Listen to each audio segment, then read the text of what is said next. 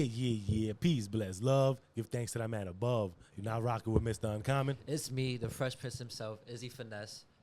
And the one and only Jay Confident. Remember, y'all, in business, letting things go with flow and trusting your experience can lead to remarkable outcomes. Embrace the journey, adapt as needed, and success will follow as your business evolves. Let's go!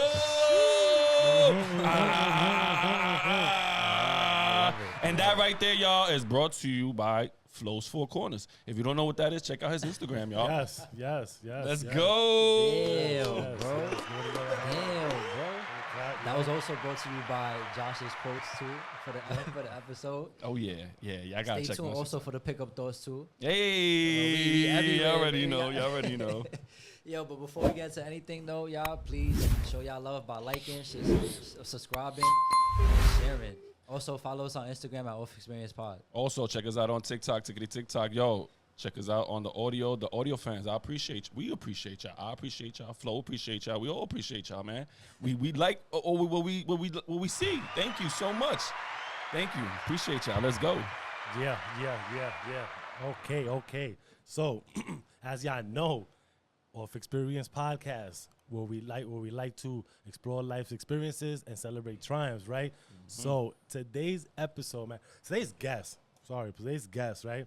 And I'm not gonna downplay it because I'm gonna just give him his flowers where he's right here in this platform right now, right? So stay with me with this fire-ass intro I got for him, right? So today, we have an exceptional guest with us, a dedicated project manager with years of experiences, navigating the complexities of the creative and entertainment industry. As a founder and CEO of Flow Like It's 89 Management Group, we have successfully collaborated with. He has successfully collaborated with top-tier companies like Meta, Even, and 2K Games, driving a significant revenue increase through innovative programs. All right. Listen, previously he managed a $1 million grant making portfolio at Circle for Justice Innovations Funds. God damn. Okay. Advocating for re-entry and social justice in it.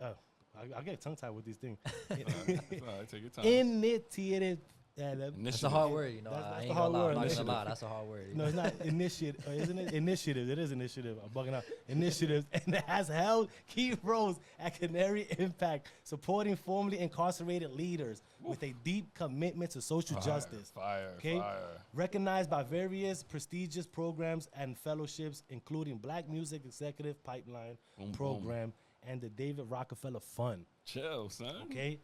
That was his whole resume? No. Also, let me mention that he has a graduate of John Jay College of Criminal Justice with a BA in Social Justice and Cultural Change.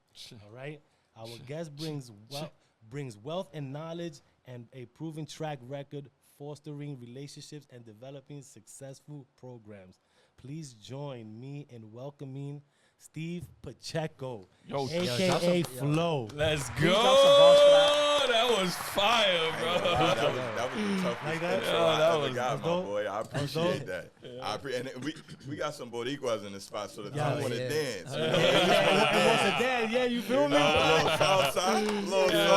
sazon going on. That was the best lifesaver ever, right there. That was, right? I love it, man. I love it. That's love, You bro. know what I mean? You really just put my life in perspective for me. Like, I did all of that stuff, but I ain't gonna lie, I feel like I'm just getting started in life still. And that's the most I got beautiful so thing. much further to go, Nice. you know, and I'm humbled by all of that because, you know, I thought that was all me at one point, but now I'm coming around to realizing I wouldn't have been able to do none of that without God. You know what I mean? So That's nice. I appreciate you, brother. Like, even taking the time to read Yeah, my resume, my bio, and all that. You know, I just send that stuff so people can know. You know, which is dope. No, listen, which is dope because you know what you gotta be great, happy of your accomplishments, man. You know what I'm saying? Like, wow, you have to, like you said, you gotta get reminded for these things, right? You're like, oh my God, damn, so much I did, so much I could do moving forward, right? Yeah. So and that's why we strive on too, like giving you your flowers and make sure you can smell them while you're here, cause you feel me? Like we get in that mode where we work so much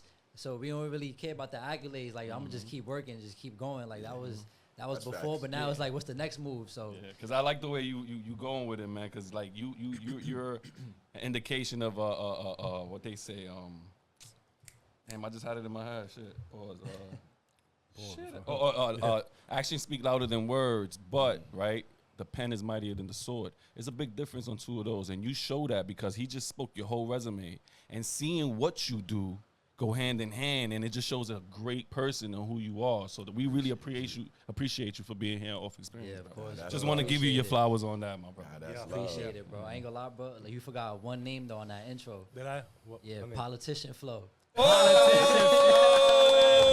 man did the homework too. I ain't Okay. forget about the politician flow. Yo, here off Experience, we work, baby boy, Nah, we yeah, work. bro. I just had to bring it up because it's just so funny. Because like when you're doing something very positive and you come back to your boys in the hood, they want to give you one of those nicknames like, "Oh, look at the politician flow." Nah, that's a fact. That's a fact. They was calling me Flow X, all kind of things, Malcolm X. You know what I'm saying? So yeah, but I'm grateful for those experiences too because like a lot of people, it's not a lot of people that come from those type of backgrounds. You know what I mean? Like us. You feel me? And go to these heights, but it can't even come back a lot of times. You know, they're not received the same, you know, and I recognize I'm not the same person, so it would be disingenuous for me to say, oh, it's exactly the same or whatever, things have changed, but the love hasn't changed. You know what I mean? When I'm around, that's just flow. You know what I mean? It just flows doing this now. Flow thinks this way now. Yeah. Flow ain't about to hit a lick with you no more. Like Flow is not the guy you call for that. You know, if you're trying to find a way to do something positive or make a transition, I'm your guy. You know what I'm saying? Yeah. If you got an idea that people ain't been supporting and it's going to elevate your life, it's going to give glory to God, come to me. Yeah. You know what I mean? But all the other stuff that you might have known me for that was like detrimental to my community, detrimental to myself, and even my family name, you know, we pride ourselves. We got to do what we got to do. So I don't not, you know what I'm saying? Like people figuring out how to navigate their way out of a hard space. That's what I was in. It's tough, right? But we can be better than that. We don't like that's why I love y'all platform. This is why we're here, right? Because y'all platform and the people y'all bringing on are testaments to that. And you don't have to look all the way to Jay-Z, Beyonce, you know, shout out Barack, all these different people. You don't, it's right here. It's right at the table. It's right on the camera. Subscribe, like, comment. It's right here on the platform. It's just regular people, man. It's regular people with good testimonies that could encourage and inspire other people. You know what I'm saying? And it's possible to do so. You know what I'm saying? Because we all come from something. We all come from something, man. And that's exactly why we built this platform, right? Most because definitely, man. To bring light into these type of things, right? Because people don't talk about certain things. You know what I mean? That they go through, whatever. They want to keep it inside, especially like for males, right? For men, like we try to hold a lot of things in, and we don't want to be vulnerable to the world. You feel me? And that sucks. It's bad because like that's what creates mental health and all that, right? People aggression everywhere. We walking around just being mad at the world because you can't. There's only other avenues that you can let it out.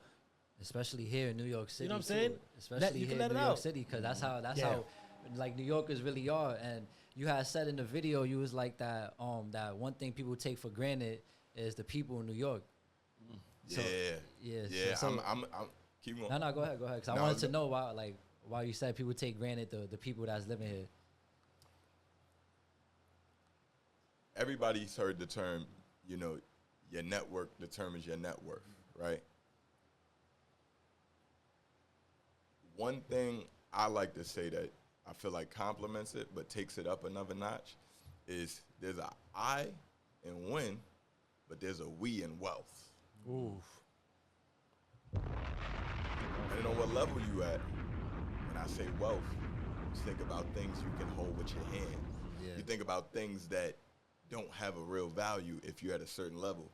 But I use the term wealth because of wealth in my mind, and I feel like majority of our minds, if not all of us, you know, everybody not supposed to think the same, but wealth should be things that can't put a price to.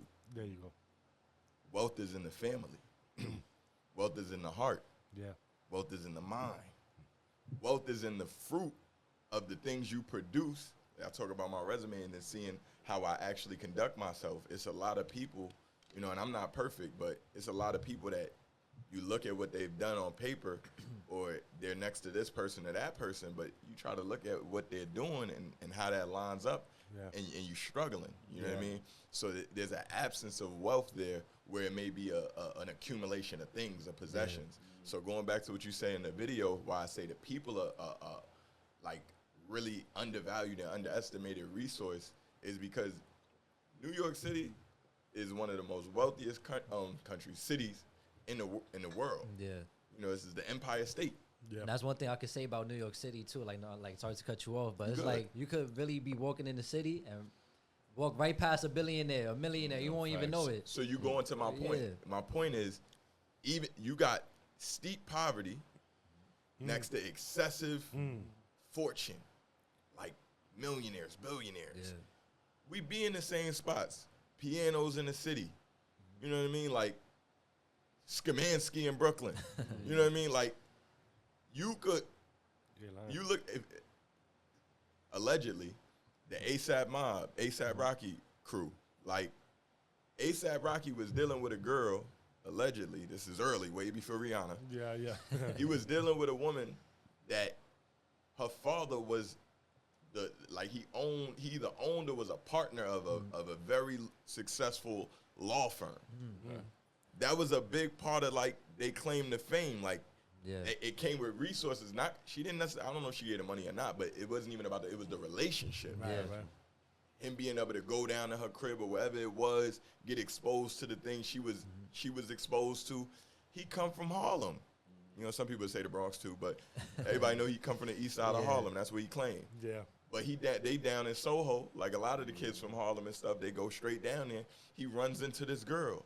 This girl, father is this big time lawyer. Yeah. Connections. They're doing the artistic thing. They're doing the music thing. And they got a wave going.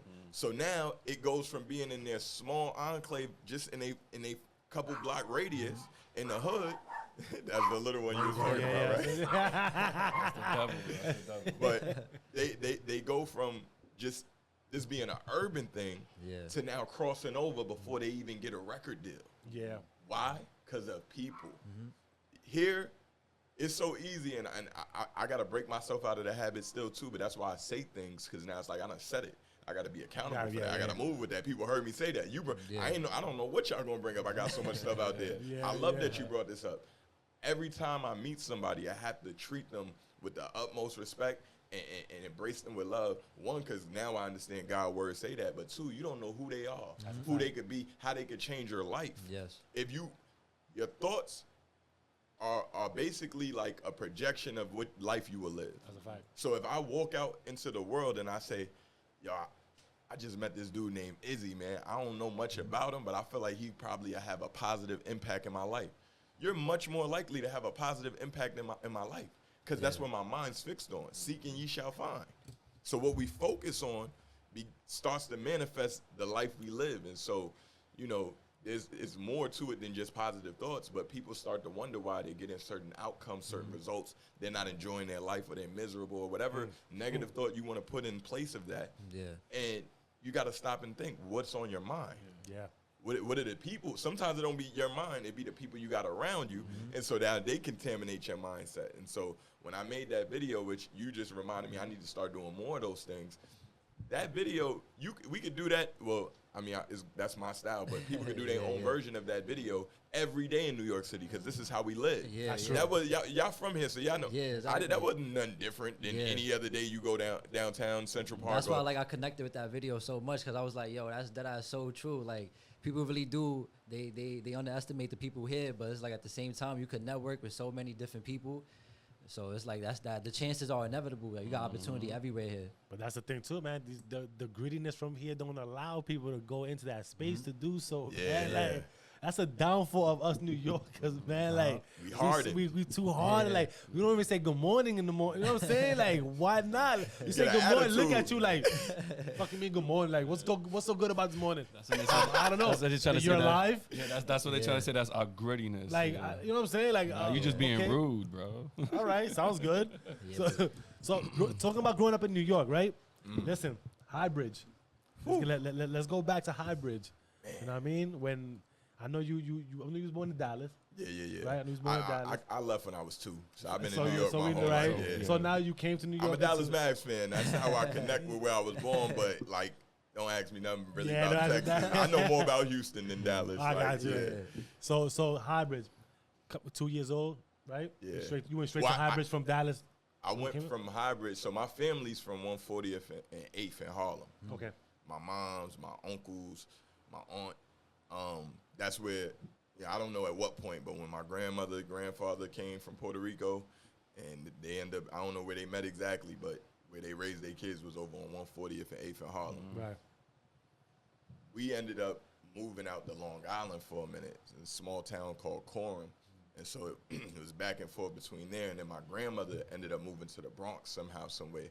She was living over by McClellan, like right by 167 in Sherman, on the east side for a minute. So before there was ever a Highbridge, like that was the first place I was going to in the city, because like by the time I'm around, there's nobody lives in Harlem no more. Right. You know what I mean? So it was moved from Dallas, I guess. I'm trying to figure out where we was at in the Bronx. I can't really tell you, but I think we went to Long Island because that's where they was at. And then my grandmother would be in the Bronx over there. And then eventually she moved to Highbridge.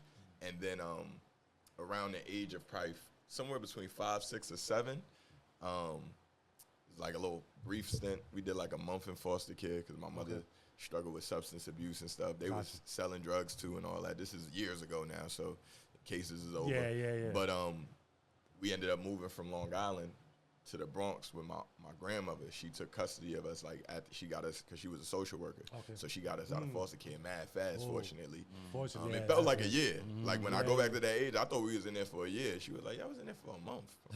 But you know, as a kid, man, you got away from home, attached from that. I never heard of that. I didn't know nobody was there for. I didn't even know you could get taken from your parents. You know what I mean? So that was wild. You know what I mean? So like about 5, 6, or 7. I'll probably say 7 because I know I had to do second grade over. Okay. In Highbridge, so like 96 probably 96. When I came to Highbridge. 90s was crazy. Yeah. We was in the thick of it. Yeah. 90s was crazy. So I mean, I love Highbridge. Highbridge is tricky, right? Because everybody knows about A Boogie and Don Q and Highbridge, the label, and that's one aspect of it. But what people don't realize is Highbridge is like less than like 2 square miles of a neighborhood. It's very tiny compared to like a lot of other neighborhoods. It's literally the top of the hill. Yeah, and then that's it. Like, and then once you get a certain amount of blocks uptown, now it's like a whole bunch of other neighborhoods. And Washington Heights. And shit. You feel me? So it's very small. It's very close knit. And this is more in hindsight I'm realizing this because I'm like, we don't really engage with other places. Like Highbridge, we stay to ourselves. You might have a connection with some guys from Cortland. That's about it. That's like the political affiliation we have, and it kind of stops there. Me, I'm big on love, so I ain't gonna lie. Like once I got to high school, and then after high school, I started going out to like Brooklyn. I was working at Abercrombie and Fitch like 2008, 2010 on Fifth Ave though. Okay. Mad lit people from every borough was in there, so I just started latching on to that, and I'm doing music and stuff. So I would say growing up, Highbridge, it put me like in a position where it made me like nobody's gonna walk over me. You're not gonna come do whatever you want to do to me. You know what I mean? But also like love, like it was a family atmosphere. It was a lot of violence and different things going on, but it was very family oriented because it's small. We all know each other. You know what I mean? And this is back before people would fight. If it really was a problem, you know what I mean? Like guns was like a really big last resort. So you had to know how to fight being from Highbridge. Obviously, everybody can't fight. But, if you want to be outside, you want to be in the park and stuff, you got to know how to fight. You remember those days, bro? Like, when people, like, that ass, but like, there could be a block party. I'm sorry to say, but there could be like a block party and, like, they got problems. Yo, they're going to. Suddenly right here. After that. And the party's going to keep going on. They're going to take you. Or if y'all are wise enough, y'all will move yourselves over to where the fight going to happen. Y'all go in the building, y'all go on the side, y'all get scrapped, boop, boop, boop.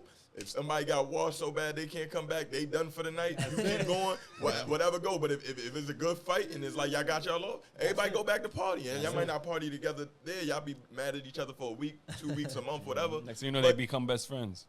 It'd be over. Yeah, that's it, man. You know what I'm saying? So I remember those are good days. I look at that as like, especially with boys, like that's our way of bond, and we got to do better. But that's our way of bonding because you think about it. You talk about the grittiness of New York City.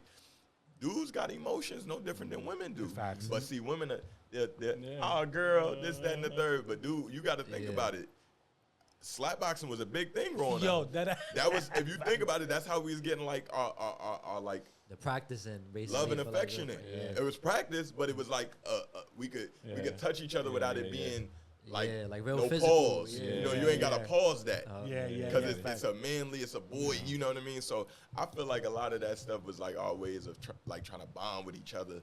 That's true. And get some sense of touch. Like, we need to hug tree. If you ain't got nobody to hug, go hug a tree. Like, you need that. Nah, it's okay to be a tree hugger. Yeah, be a tree hugger, man. We need that. We need that affection. You know what I mean? But and it's okay. It's okay to have that. Have that affection. So real quick though, Flo, who inspired you, right, to be the pusher that you are today? Because you move and place people like chess pieces, right? We can say, right? So in your inner circle, who gave you that push? Because you that pusher. I like this guy right here. I see why they call you Jay Confidence. He gonna bring that energy in the room. He gonna bring that energy in the room. I love the energy, my brother. It's a couple people, but off top, I had to say my mom. That's what's up. You know, my mom. Mama Duke, shout out, Mom. Yeah, Veronica Pacheco, man. I got to shout out. You hear that? That's just on fire. Veronica Pacheco. You can't say nothing to me because it's Pacheco, baby. I ain't gonna lie. It just rolls off. Thanks to him, I'm probably gonna be so hyped about my last name. I already loved it, but I ain't gonna lie. I'm about to tell people like, yeah, they call me Flo, but my last name Pacheco. Like, I'm about to start telling people that. Yeah. Even when they announce it, real quick before you continue, even when they announce it on the news and shit like that, they say Steve Flo Pacheco. Like, yo, you hear that? Yo, I hear money when I hear that shit, bro. Steve Flo Pacheco. That's fire. Nah, but my mom, you know, I ain't gonna lie, I grew up a welfare baby, right? Okay. A lot of us did. We all did. You know, but my mom, I ain't gonna lie, I was just talking about this yesterday and even 2 days ago. I ain't know we was poor growing up. You know what I'm saying? Like, it wasn't really till like middle school when they start snapping on your fit and stuff like that. And I used to get my sneakers. I was, you know, super active. So I used to get my name brand kicks and all of that scuffed up. And so I remember one time my mom bought me some Timbs in the summertime. You know it's New York City. But she was like, if you mess these up, it's J.C. Penney, like cross-checkers or whatever. Pay less. Pay less, yeah, my fault. That's what she said, pay less, yeah, because J.C. Penney's more for professional. Yeah, but, it's crazy. But she was like, you know, pay less, that's what it's going to be. And, you know, I was on my little Razor scooter, scuffed them joints up, went to pay less. I don't know if that was an excuse because the stuff was getting expensive or not, but my point in saying that is my mom, like, she was big on prioritizing love, like making sure we knew that we came from a loving background, expressing myself, you know, like what I have to say is valuable. Like a lot of guys struggle with that. You know, that's something I think I took for granted much of my life. The fact I will speak up. I know how to articulate myself. Shout out, it's all men right here in front of these microphones. I know men with podcasts get a bad rep, but you can't let one bad apple spoil the whole bunch. You know what I mean? Like, you still got, everybody deserves a right to a platform, have something to say. And y'all not on here, from what I've seen, I ain't watch every episode, y'all not on here doing that messy business stuff. For sure. You feel me? Y'all having a good time, y'all welcoming people in, y'all letting people share their story and stuff like that. So this is a blessing right here. It's all men speaking. We actually talking above the table. Like, we not just throwing everything underneath and acting like, you know. So my mom was really big on, like, speak up for yourself. Like, your thoughts, they matter and stuff like that. And then even before that, you know, it's not from the most positive sense, but my family's from Harlem in the 80s. So it was getting money. That mindset was around. You know, they was around a lot of, like, celebrities and stuff like that. That was, like, more normal back in the day. You know what I mean? So I would say my mom, now more recent, Flo Genius. Flo Genius got a lot of things going on, man. He the reason. First time I ever went to Barclays backstage was because of him. You know what I mean? We seen Faith Evans back there. Robin Thicke was going crazy. Who else? You got the camera going. Like. Yeah, you know what I'm saying? So Flo Genius is hard. He just got a studio space called The Hidden Gem over in the Port Morris section of the South Bronx. So any creatives, come through. This is a good time to catch him because he just got it. He's showing a lot of love. You know what I mean? He definitely want to do business. It costs money. to keep that spot Ooh, open. Flow Genius. You the man, bro. Yeah, he's a pusher for real. He got a beautiful family. You know, his girl and his son, and he got the son playing with the camera. So he's somebody more recently. My clients, I ain't gonna lie, Blind, producer out of Sweden, like he put up he was putting up 3 beats a day on YouTube for a year straight. And now he's at the point where he's approaching 100 million streams across all platforms, release songs. Yeah. He's a chart-topping producer. You know what I mean? Shout out to Antoine, song Dumb. That was over in Sweden. So Sweden built charts. And then Wavy Baby. Wavy Baby just went double platinum this week for a song that she co-wrote. Country drop record. some bombs for that. I ain't gonna lie. Drop I some ain't gonna bombs, lie. man. Yeah, I'm stuck on the amazement on this. Bro. That's all I'm like, wow, bro. Nah, yeah, but what country song? It's called My Truck by this artist named Breland. Okay. Yeah. So we'll it just check that went out. double platinum. I think last week actually. Now it was either this week or last week. Nice. You know what I mean? But they pushed me to go hard, and some more people from. I ain't gonna lie, like I got a lot of female friends. So like my sis Dejanay, she's from Highbridge as well. She's a lawyer. You know what I mean? She's a lawyer. I believe she works with legal aid right now. But she has a son as well. That kid got more stamps on his passport than me. You hear me? Like she's taking like her whole family really inspired me, because that's one of the most like first time I went on a paid vacation where like, you know, I had a job and all that, and they're paying for everything like while I'm away. And the family vacation was with her. We was like 30 deep in Jamaica in 2016. You know what I mean? And just seeing like the whole family, they had dropped everything for each other. So that her whole family inspires me right now.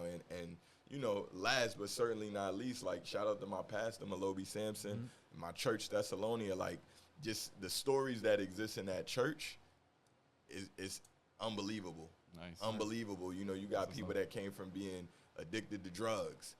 Now they got these really big families. They making eons types of money. You know what I mean? They making real money. Like they got jobs you would wish you could have. You know what I'm saying? And they're great examples for us. You know what I mean? So I mean that list is super long. I ain't gonna lie. Yeah, like I would even have to shout out Highbridge the label. I ain't gonna lie. Like seeing like A Boogie's mad young compared to me. Like he wasn't like a super big name on the block before. Everybody knew like Don Q.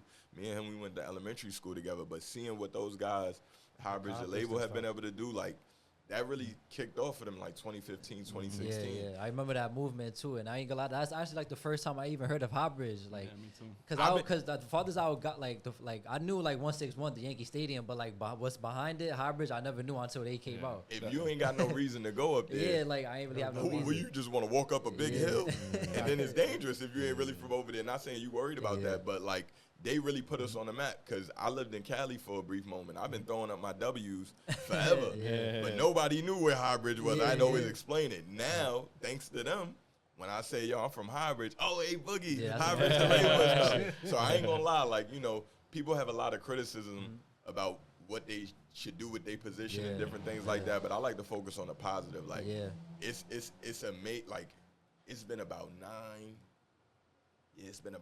8 years since they did that, and he just sold out Madison Square Garden. Yeah, recently, you know, where Drake, like his first time ever doing like a big crowd like that, Drake brought him out. I remember that. You know what I'm saying? That was when he didn't know how to perform. That was the first time he ever got bought out. Right? Yeah, that was the first time. You know what I'm saying? And come on, that's the only artist we know right now that's making top hits. He really one of the biggest, man. People don't like to hit say on the radio. He really one of the biggest, like, you know. So. Yeah, I ain't gonna lie, bro. I knew you was from the Bronx, bro. Once I seen your dance moves, bro, on Wavy Babies on the video. Yo, he did too. I was like, oh yeah, he definitely from the Bronx. I had to go out west and show him, man. That was when Bronx drill was going crazy too.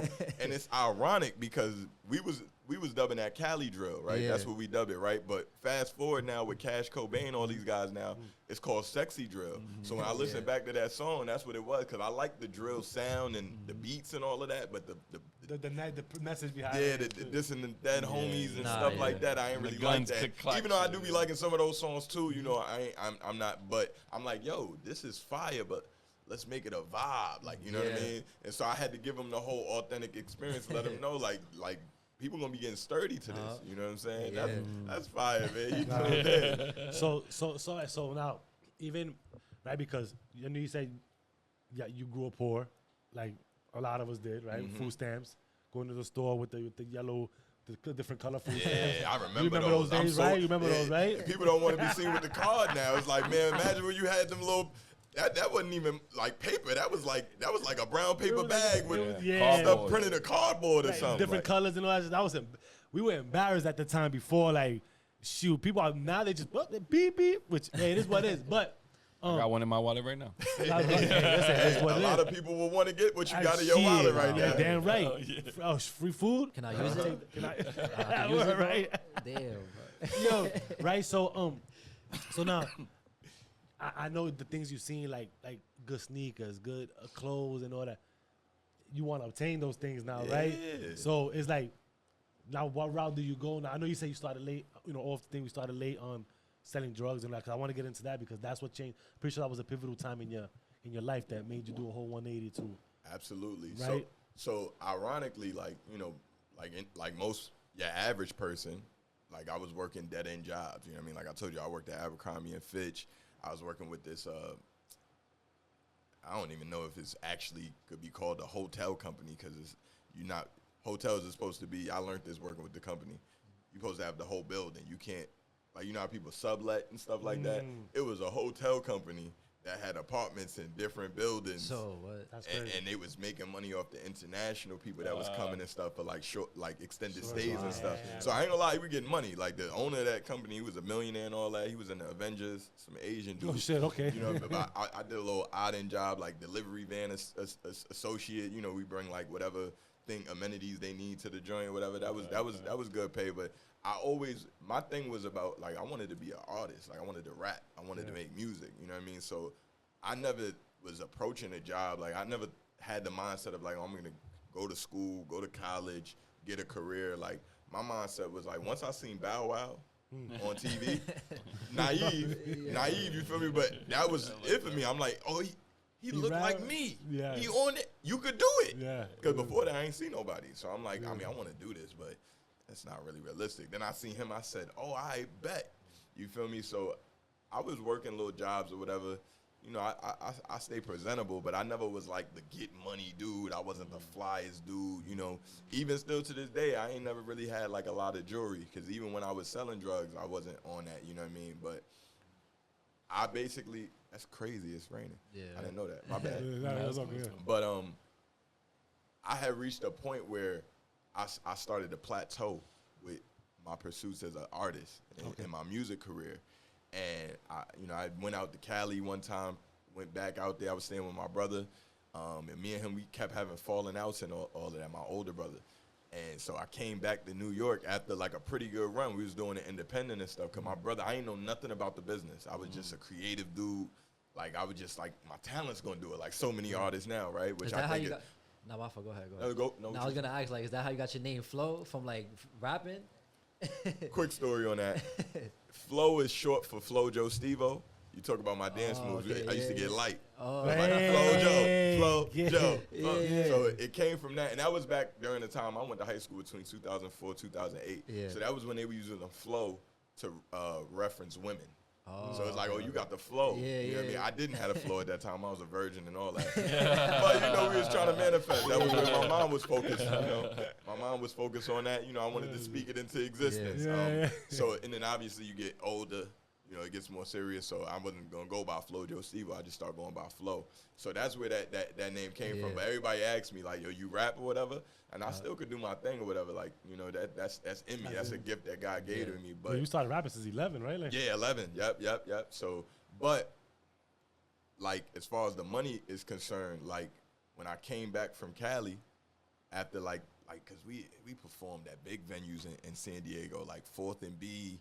It was some spot in Mesa, California. I can't remember. We was doing our thing. My brother had the site set up. We was printing up CDs on some real, like, out the trunk, Master P, Nipsey Hussle. Like, we really was, you know what I mean? My brother, he has a serious business acumen, and he was advanced with technology. He knew how to, like, build computers and stuff. He knew how to program a little bit. So that was a huge edge we had. And I ain't gonna lie, in hindsight, I realized, like, even though I feel like he could have did the business fairly, I didn't realize how much of a resource he was. Just that's my brother, so I seen it. You know what I mean? But that fell apart. Now I'm back in New York City. I got to get a job again and stuff like that. I'm really like defeated. I'm like, what I'm gonna do next? Because this is all I want to do, and I don't see a path to do it. Then I ran into a brother whose name I keep off the pod for obvious reasons. Still got love for him. It's like family to me, but you know, I don't put him on. Yeah, you know, people, significant things. People are still living certain ways. You know what I mean? So you just gotta respect it. But, we get that. If you know, you know. Those who know, yeah. know. You know what I mean? I ran into a pretty prominent dude from my neighborhood. Everybody know him for getting money from young, like 13, 11. That like I remember he used to bring out the Challenger, the Dodge Challenger when it was new, the 300 Chrysler. That was like back when it was like if you had that, it was like having a Beamer. Magnum. Yeah, Magnum. You know what I'm saying? He had all the throwback jerseys, boogers in his ear. You know what I mean? Like money. He was the guy you looked up to. You know what I mean? And everybody seen that I was in Cali. That was again taking things for granted. Like most people in New York don't leave New York, especially if you're from the hood. So it was like, it was larger than life that I was in California doing that. So when I came back, people had a certain image of me I didn't even realize because I had been gone. And he was like, yo, see you doing the music thing and all that. He was like, that's what I want to do. I never knew. I thought, you know, you like, you know, Big Meech, you know. Right. It's like a career hustler. You wouldn't even think that was, he wasn't even thinking about that. Because he was quiet. You know, like he spoke to who he spoke to and he joked. But he was like, you kind of to be feared. He ain't really to use a man a few words. So I didn't even know you wanted to rap, And he was nice, but he was doing what he was doing. So he's like, yo, I want to, you know, write for my sister. I'm going to push her out there. And I want you to, like, you know, help get behind us. You know what I'm saying? He didn't even say manager at that time because we didn't really know what we was doing. True, but that's what it ended up turning up. He's like, you know how to get placed on blogs. You know how the social media work. You know, he in the streets. He don't know none of this. This is early. It's like 2012. Feel me? Feel me? So he like, just what you was doing for yourself, do that for her. You feel me? And we could come together and stuff. So in my mind, I'm like, well, he got bread. So utilize that's situated that. But this is when my first lesson about people with money and how people with money keep money is they don't just give their money out willingly. So he was like, yeah, you know, we're going to do this thing. We're going to partner up on it. Like, you know, you got to put in on it. I'm like, I mean, I ain't really got no bread right now. I ain't got a job right now. He was like, so you going to get a job? And I'm like, yeah, I'll do that or whatever. I was looking for a job. I wasn't really looking for a job. Yeah. Then after a while, he was like, yo, you don't have to do this, but, you know, start trapping with me. Like, I'll put you on. You know what I'm saying? 50-50. You know what I mean? Because we doing this. He that's one thing I give him. He's super smart. He was just doing that because that's what his family was exposed to. He didn't want to do that. 9 out of 10, that's going to happen if that's what you was exposed to. Yeah, he didn't want. He wanted to get out. You know, he was like, I want to legitimize myself. So he didn't come in with the mindset of like, I've been up in this. He ain't never did this. You going to be on the corner selling this for me? Like, nah. He made me half a man right there with him. I'm like, and that was honestly why I never sold drugs, right? I'm going to wrap this story up in a few. Why I never sold drugs, because most of my friends did. I seen it, right?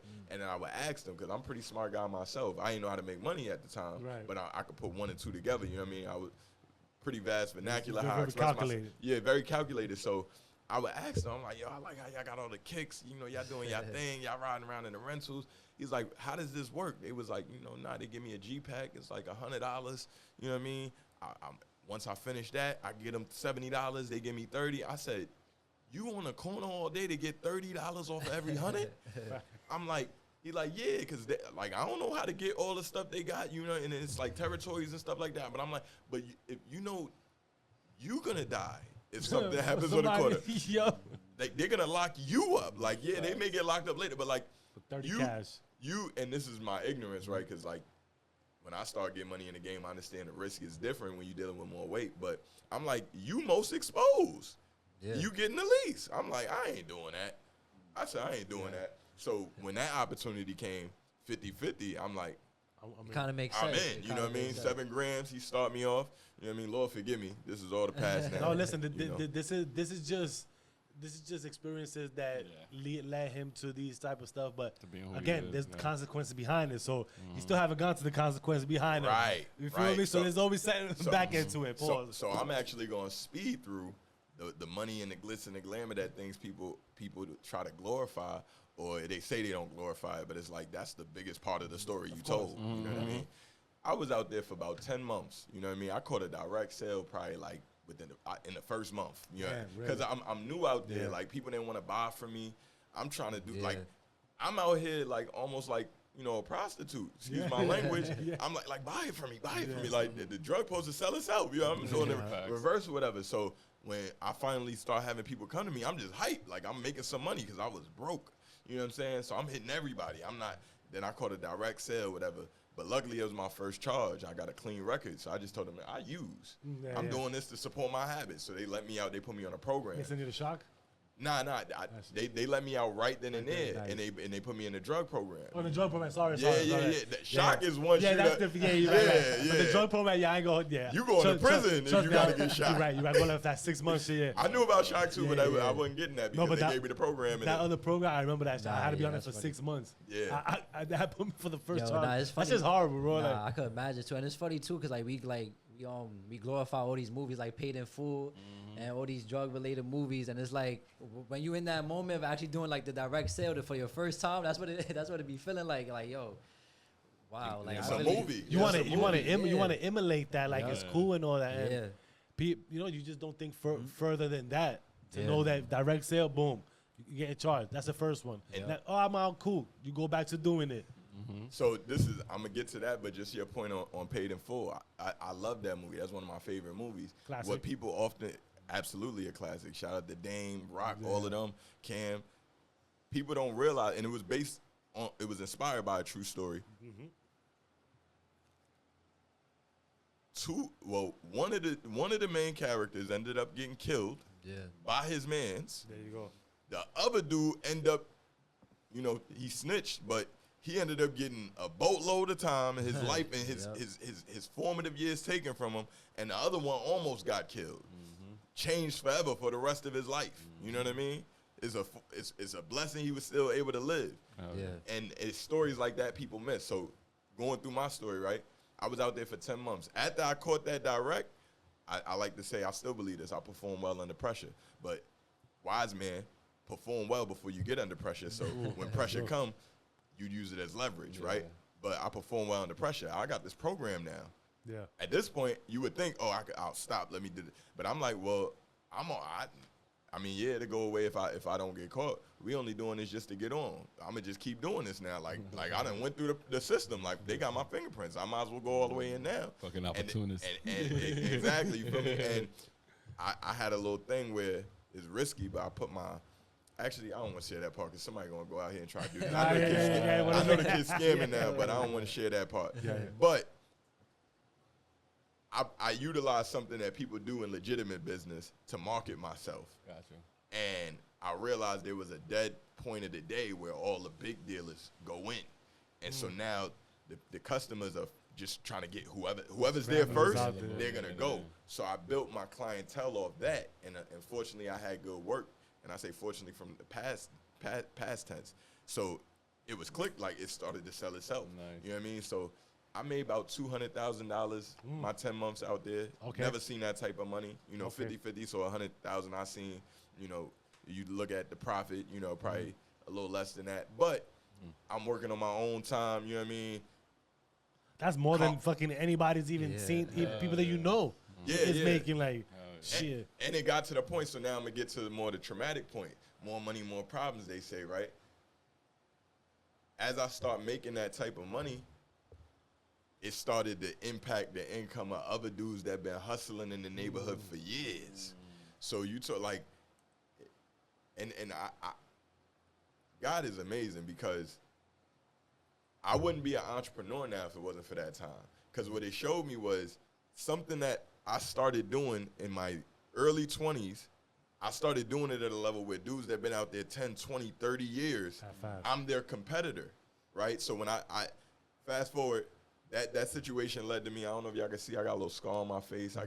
It's another scar on my back. A couple others. I had like 38 staples down my back. Wow. I got into a situation where dudes was trying to tell me I can't be moving work over there. Yeah. And I bullheadedly addressed it. I tried to fight fire with fire. Now I'm not soft. I'm not a tough guy, but I'm not soft, and I know how to fight. So I went over and I handled my business. But the thing is, this is 2013 now. dudes ain't just taking That's when a they pull beat out the down. machete. Yeah. Nah, And they gonna thankfully, jump it wasn't somebody. a machete. It was box cutters. Oh, okay. Gem stars. It probably would have been a different situation.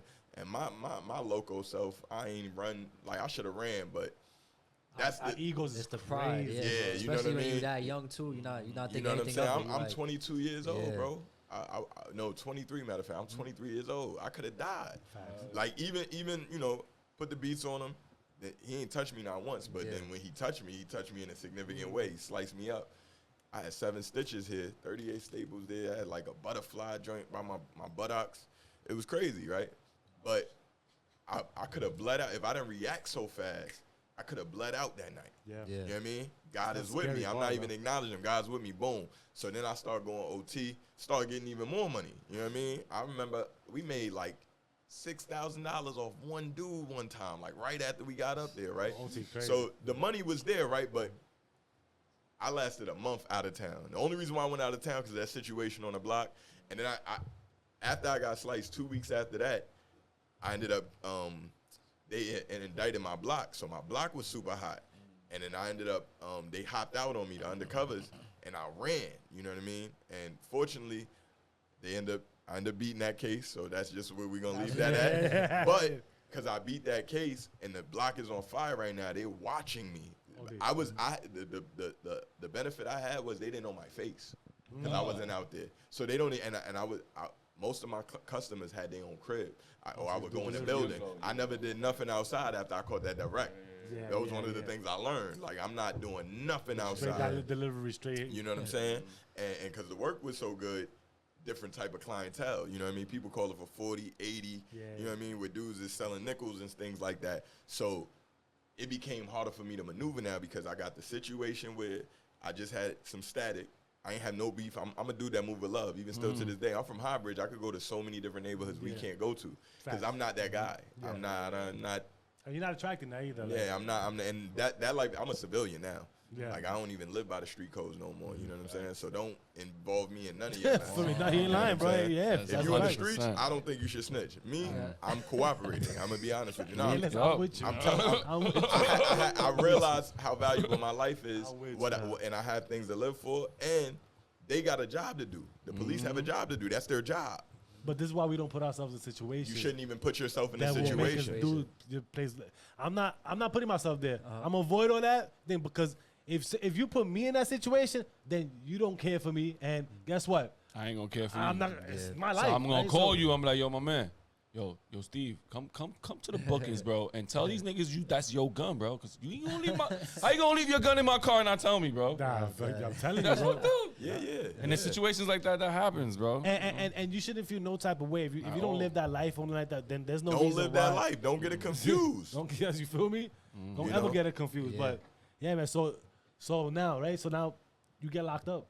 Yeah, so a month out of town, got locked up.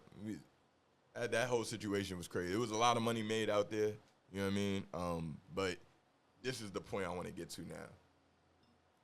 Y'all already hearing this stuff. I ain't never had beef with nobody in my neighborhood. I got lovely skin, thank God. Yeah. Now I got these beauty marks, I call them. Yeah. On my body You gotta brace forever. them. Now I'm grateful because they give me character, right? Like it's something I lived through, and I can tell the story. But truth be told, and I'm learning this as I read the Bible more. If I just lived the way God told me, I would have never had to do none of that. That's something I put myself through. There you go. You get what I'm saying? Like God don't want you to go through stuff like that. So it's like I could have lost my life Yeah. over the money, no matter how much money it was. Then I get locked up. Boom. But let me ask you something though before you go into the locked up situation. Yeah. You wouldn't think that like God put you through that to test you though? See- to see what type of person you can be for where you at right now. So I say this. That's a great question. It's a great question. And I grapple with this a lot. You know, I got people that be in the Bible like discipling me. So I really be having these real conversations. You know what I mean? And again, character.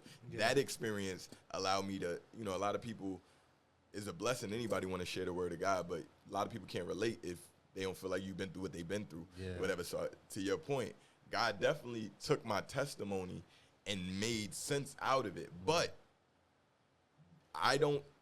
this is where I'm at now, so it may change. But I don't think God necessarily put me through that because I can't remember everything.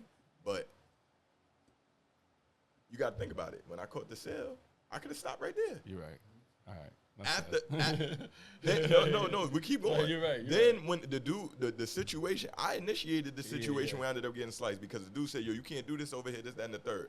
I'm 34 now. My mindset, and my uncle taught me this stuff. I don't promote violence. I'm just telling y'all where I was at in the mindset of it. I should have, I don't want no problems, bro. I should have act scared because you talk about chess. Nobody's expecting to do, I don't want any problems. I won't do anything. So now I just made myself a non-factor, fed into his ego. I could have did whatever I wanted at that point, but instead, what I do, I can't do what I can't do what in my neighborhood? Yeah. I bet. I'm going to see you about that later. Then I come back to the block. Dude's telling me, he talking about he going to knock me out, this, that, and the third. I feed into that. And then I go approach him. So, to your point, do you think, God ain't tell me to do that? That's free will, free choice. That's a good one. But God, I would tell you, God protected me through all of those situations. Okay, yeah. He definitely didn't let it be the end. Yeah. Because he said, "Stop being a knucklehead, bro." Stop. Yeah, I'm gonna let you go through this, but you gotta chill out. But I hope you learn from this. Like, sad thing is, and we probably get through this podcast. I got more stories. You know what I mean? What turned me to church? This is years later. Like I'm about to hit 10 years of being out of prison on August 4th. You know what I mean? Congratulations. It was something that thank you. It's something that happened at the end of last year that made me say, all right, I got to get right with God. But going, I don't want to skip the locked up part because I told people 200,000. They gave me a year. I was facing 15 to life. Wow. Praise God on my first one. Wow. You know what I mean? But out of town, they don't play. That's what I'm saying. It's a different ball game. You know what I mean? In the city, I was on a program. If I got caught, they said 2 years in and then 2 years post, which is still crazy. I've never been to jail or prison, but I'm like, if I do it right, the money be back. We come back. 15 is different. That's wild. Yeah. 10, 6, so I'm like, man. So eventually I ended up copping out because all that money I made, I didn't have my situation situated. So once I'm in there, you don't have access to your money. If you don't got nobody outside, you get what I'm saying? Because I had enough money for a lawyer, all that. Right. But who's going to do all that now? The legwork. You get what I'm saying? Yeah. So there's a lot with that. I'm in there about 10 months. I cop out to a year. And I was in 5 different facilities because I still had the open case from the city. But they gave me county time upstate. I'm thinking while I'm in there, because I can't skip this, my grandmother passed away. Yeah, we're going to get into that part. My man's Quo, rest in peace Quo, he passed away. Then we lost the crib that I grew up in. I literally, from whatever the last time I went in there, in Highbridge. So I never lived in Highbridge after this. We lost that from whatever the last time I went in there before I got locked up. I've never been in there since because we lost that crib while I was in there because I was the one helping with the bills and everything. You know what I mean? And then my grandmother, she really took care of everything, but when she started getting ill, her money ain't enough to take care of everything. So that was part of why I started selling drugs as well, too. Right. You know what I'm saying? So those is 3 significant cases of events. It's dudes that do 3-5 years. That much stuff don't happen. Then when I come home, I've got to go into the shelter because ain't nowhere to live, and I'm on parole and probation. So, but before that, I don't want to skip this. County is 8 months, nonviolent. I'm thinking I'm about to get out. Why NYPD come down from? They come and pick me up. I'm thinking I got 3 weeks, bro. I done did my 8 months. I'm like, all right, I'm about to come home, and I was gonna go see God, right? I had it in my mind. I'm gonna go right back to this now. Feel me? It wasn't that much time. Snatch me, boom. Now I go from the jail facility in Albany straight to court, looking like a madman in a hamburgerless suit. My head not done. I done been in. I ain't just get locked up. I'm in for me. I got the look. You know what I mean? I look crazy. I remember they had me chained up. They brought me into the courthouse. People looking like they walking like. I look like a mass murderer. I'm just in here for a drug sale, but they don't know that. I looked crazy because they don't even got the hamburger joints down here no more. It was upstate. The black and white. They don't do that down here. That's wild. It's upstate. So my mom came there and stuff. That was my first time seeing her the whole big because it was 6 hours away. You know what I mean? So end up going to Rikers Island from there. Rikers is crazy. I'm in the 4 building. Thank God I was with the with people that was going up to prison, so it's a little more calm. But the youth is in that building. The bell going off like every day, slicing. Yeah, the turtles coming through the building, man. That was crazy. I ain't gonna lie. I was good. I ain't gonna lie. My whole bid. That's one thing I would say. I only had probably like 2 situations that they didn't turn into nothing. It was just like I had to stand my ground. But most of my issues was with like the correctional officers. I was on that type of time and like. Y'all my enemy, not these dudes I'm in here with. And I had to kind of chill out with that because one of the OGs was like, they will hang you in that cell and tell your family that you commit suicide. Yeah, that's crazy. You know what I mean? So I had to kind of calm down. But all that to say, I lost things I'll never get back during that time I was incarcerated. What's $200,000 for that? You get what I'm saying? So it's like, that's the whole point right there. You know, I know people say this stuff all the time, man. Your decisions are so important because the life you live and where you're going are a direct result of decisions you're making. And, you know, we'll get there, you know, but that's why God is so important because if you have God in your life, you'll make different decisions. It tells you how to live in the Bible. I think you'll be more conscious of the things you do. I don't think we're aware and conscious of things we do before we start understanding that part of it, right? The spiritual side of it. Yeah. Right? So now you turn your life around because you come out, you got to go to a shelter now. Now to end up going back to college, right? I want to get into that too, because like also like while you were selling drugs, you was in college though, right? So it's crazy. I graduated in 2008 from high school, and I went straight to college from there.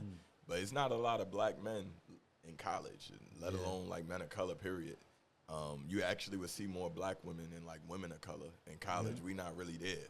So I ain't really see myself there. Like I'm here, but I'm like, I don't really know what I want to do. I went to John Jay, you know. The reason why I went there is my grandmother was like, oh, you need to become a lawyer. You talk back so much. So I'm like, I bet. Like, you feel me? I'm rolling with it. Like, I like from what I hear, they make a lot of money. Now I learned it depends what type of lawyer you is. True. But in my mind, I'm like, lawyers make money. I could do that. Like, I could talk. You know what I mean? I like to defend. You know what I'm saying? Then I got there, and he was like, yeah, you got to do 4 years, and then after this, you got to do another 3 years. To become a lawyer, right? Then you got to take the bar. And then it's like, they was like, it's mad reading and writing. Like, you going to be reading and writing a lot. And I like writing. You know, reading, I've learned that I picked up that skill while I was incarcerated. Right. That hobby. So I enjoy reading now, but I ain't really like reading back in the day. I would read, but I ain't really like reading. I'm with you. Yeah, but I like writing raps and creative things, like briefs and all that stuff. So I got there, I'm like, dang, I ain't going to do that. And then I had moved out too, so it was I had just lost my virginity going into college. I had my own spot, so I ain't gonna lie, I was in there for the women, you know, Father forgive me. So for wrong reasons. Yeah, so I was in college for a month, a semester and a half, because I ended up getting evicted from the place I was renting a room from. They wasn't paying their side of the rent, so I ain't understand. I learned a lot of life lessons. This is before the streets, mind you, too. Yeah. You know what I mean? I feel like that was the beginning. Like, me moving out was the beginning of me going to prison, to be honest with you. But I had to drop out, that's what I felt like I had to do because I'm working at Abercrombie. I got these bills. Now I ain't got nowhere to stay. And I was still doing the music. Like, I'm like, man, I don't even know why I'm in college, bro. So I left in 2009. And so, to the point how I was saying, that's us? No. To the point of, like, if I would have got out on the county time, I was going to go back to what I was doing. That extra time I sat down, that was the first time I read the Bible in there, got into it, and then it made me actually take time to put down a plan and stuff and say, all right, one thing I'm going to do when I get out is go to college. Like, I don't really know, I can't plan too much because I don't have an outside advocate and stuff, but I'm like, I'm going to go back to college. So that was my focus when I got out because I'm like, there's opportunity attached to the university. You know what I mean? So got out in 2014 of August and tried to get back in. It was like, because I hadn't been there so long, it was a process. But January, I got back in. I had to take one class. I was paying out of pocket for that because, like, I was part of a program where they'll pay for it. But I had to basically show you're really going to be in college, you're going to stay or whatever and get back into the system. So I did one course for the first year, first semester back in January 2015, spring 2015.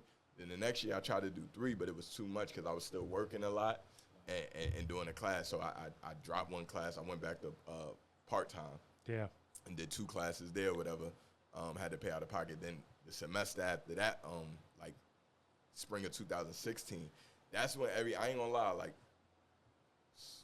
fall of 2015, going into spring 2016 semester is when everything changed because I started getting more involved in the college campus, all the different programs for like reentry support and stuff like that. And I started getting involved in like social justice because I know mad people that went to jail. We all know people that went to jail, prison and stuff. But, you know, like they come out, they a little bigger. They might get angry a little faster, but they the same person.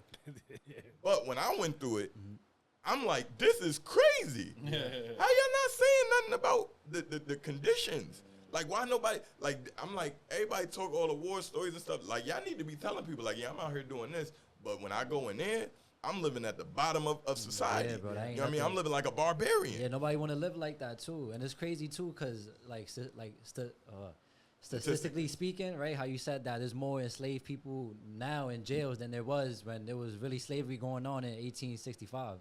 So that right there is just crazy off rip right there. It's a booming industry. It's one of the best businesses. Yep. Yeah. And they're still building jails in there, whatever. Because there's money in that.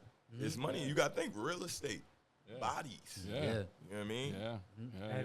And they know crime is gonna be made. They know how to set up the crime so it could be made. New laws is getting made every day too. So Flo, like even like the way you are, right, as an entrepreneur, producer, songwriter, philanthropist, out of all these hats, which one is the best one to wear out in public? Wow. Talk about serial entrepreneur. Seriously, right?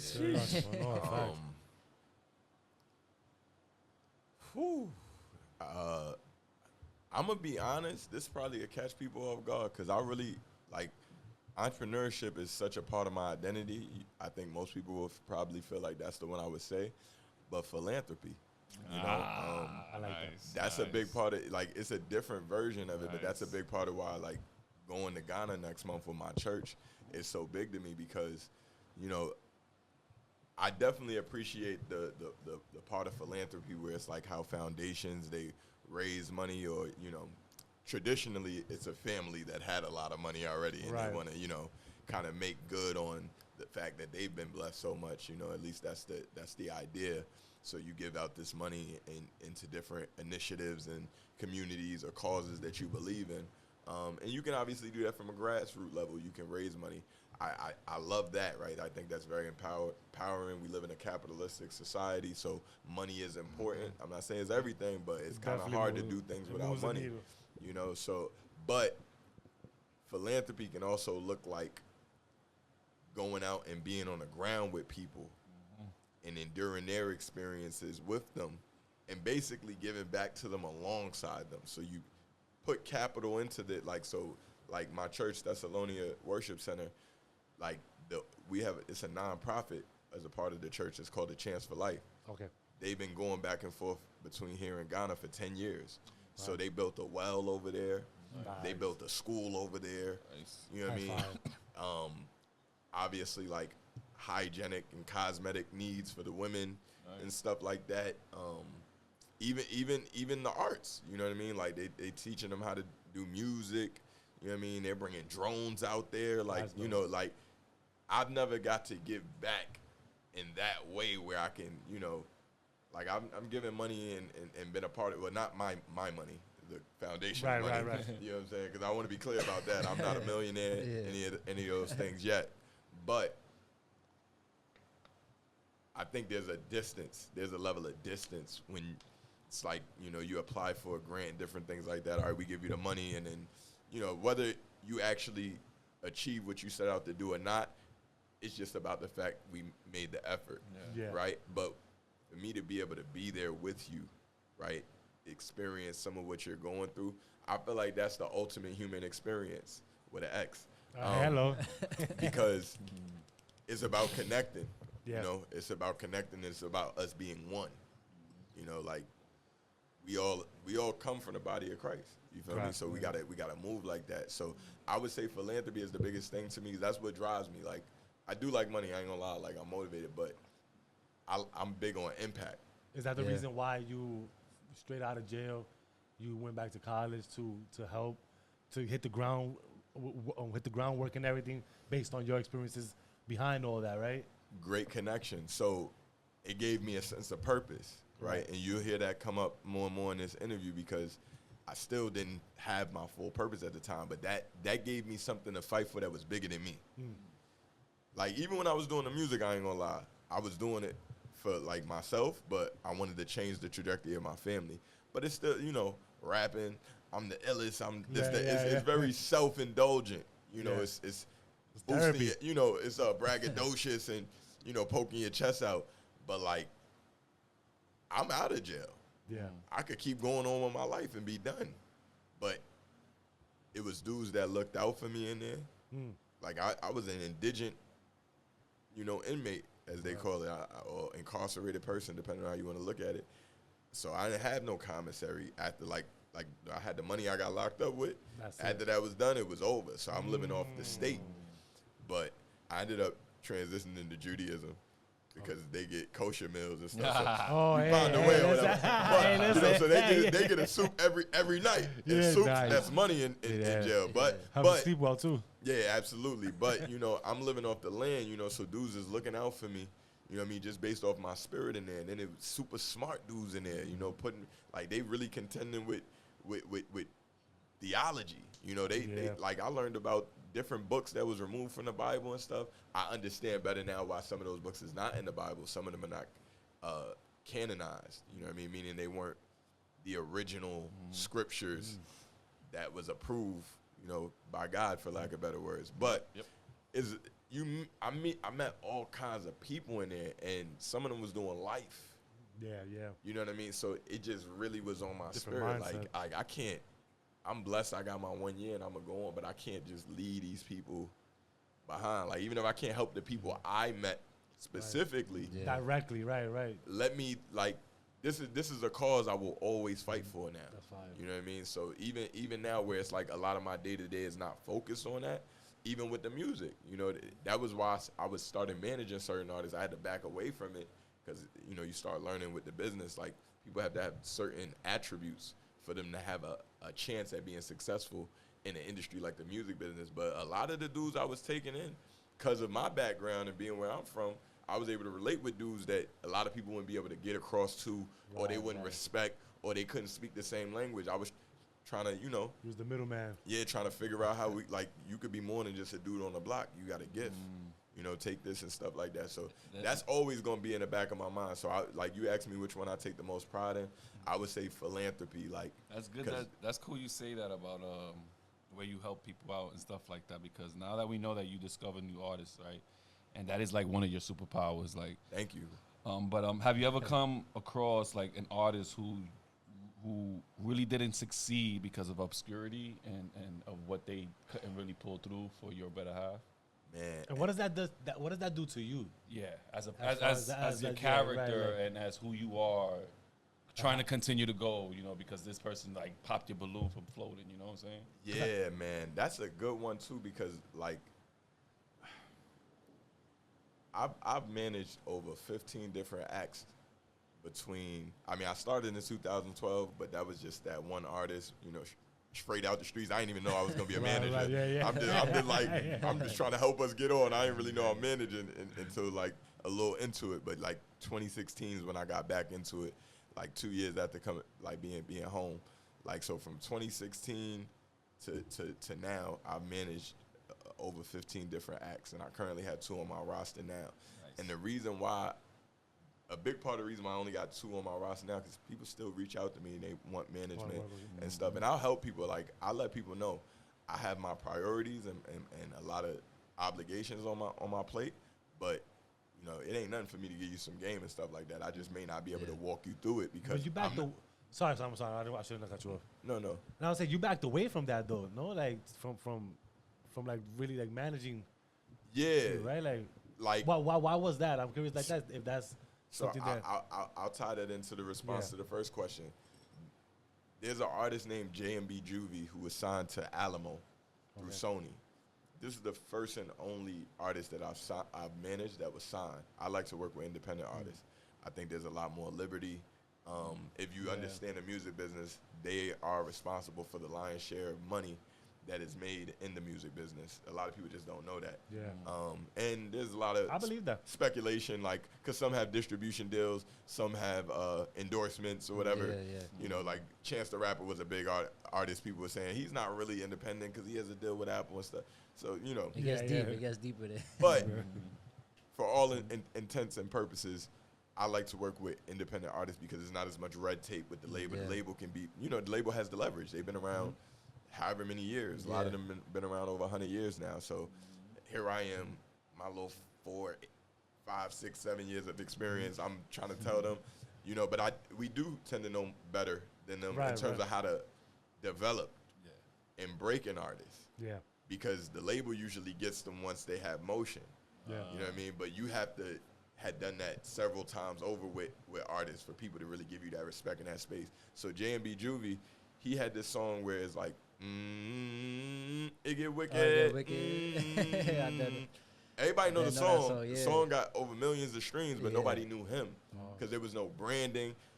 And his situation, like, it's crazy we bringing this up. I'm going to get to your question because it's been on my heart. Like, do I reach out to him? Because for me, I don't be just looking at them like they just my client. It's just a professional relationship. Like, I really get close. It ended up being like a mentorship. Like, I'm like an older brother. You feel me? He was like 25 when I was managing him, but he had got out of jail, caught that viral moment. Not long after that, you know, because he gets the deal and everything, he ended up getting shot. Damn. Had went back to jail. He got out.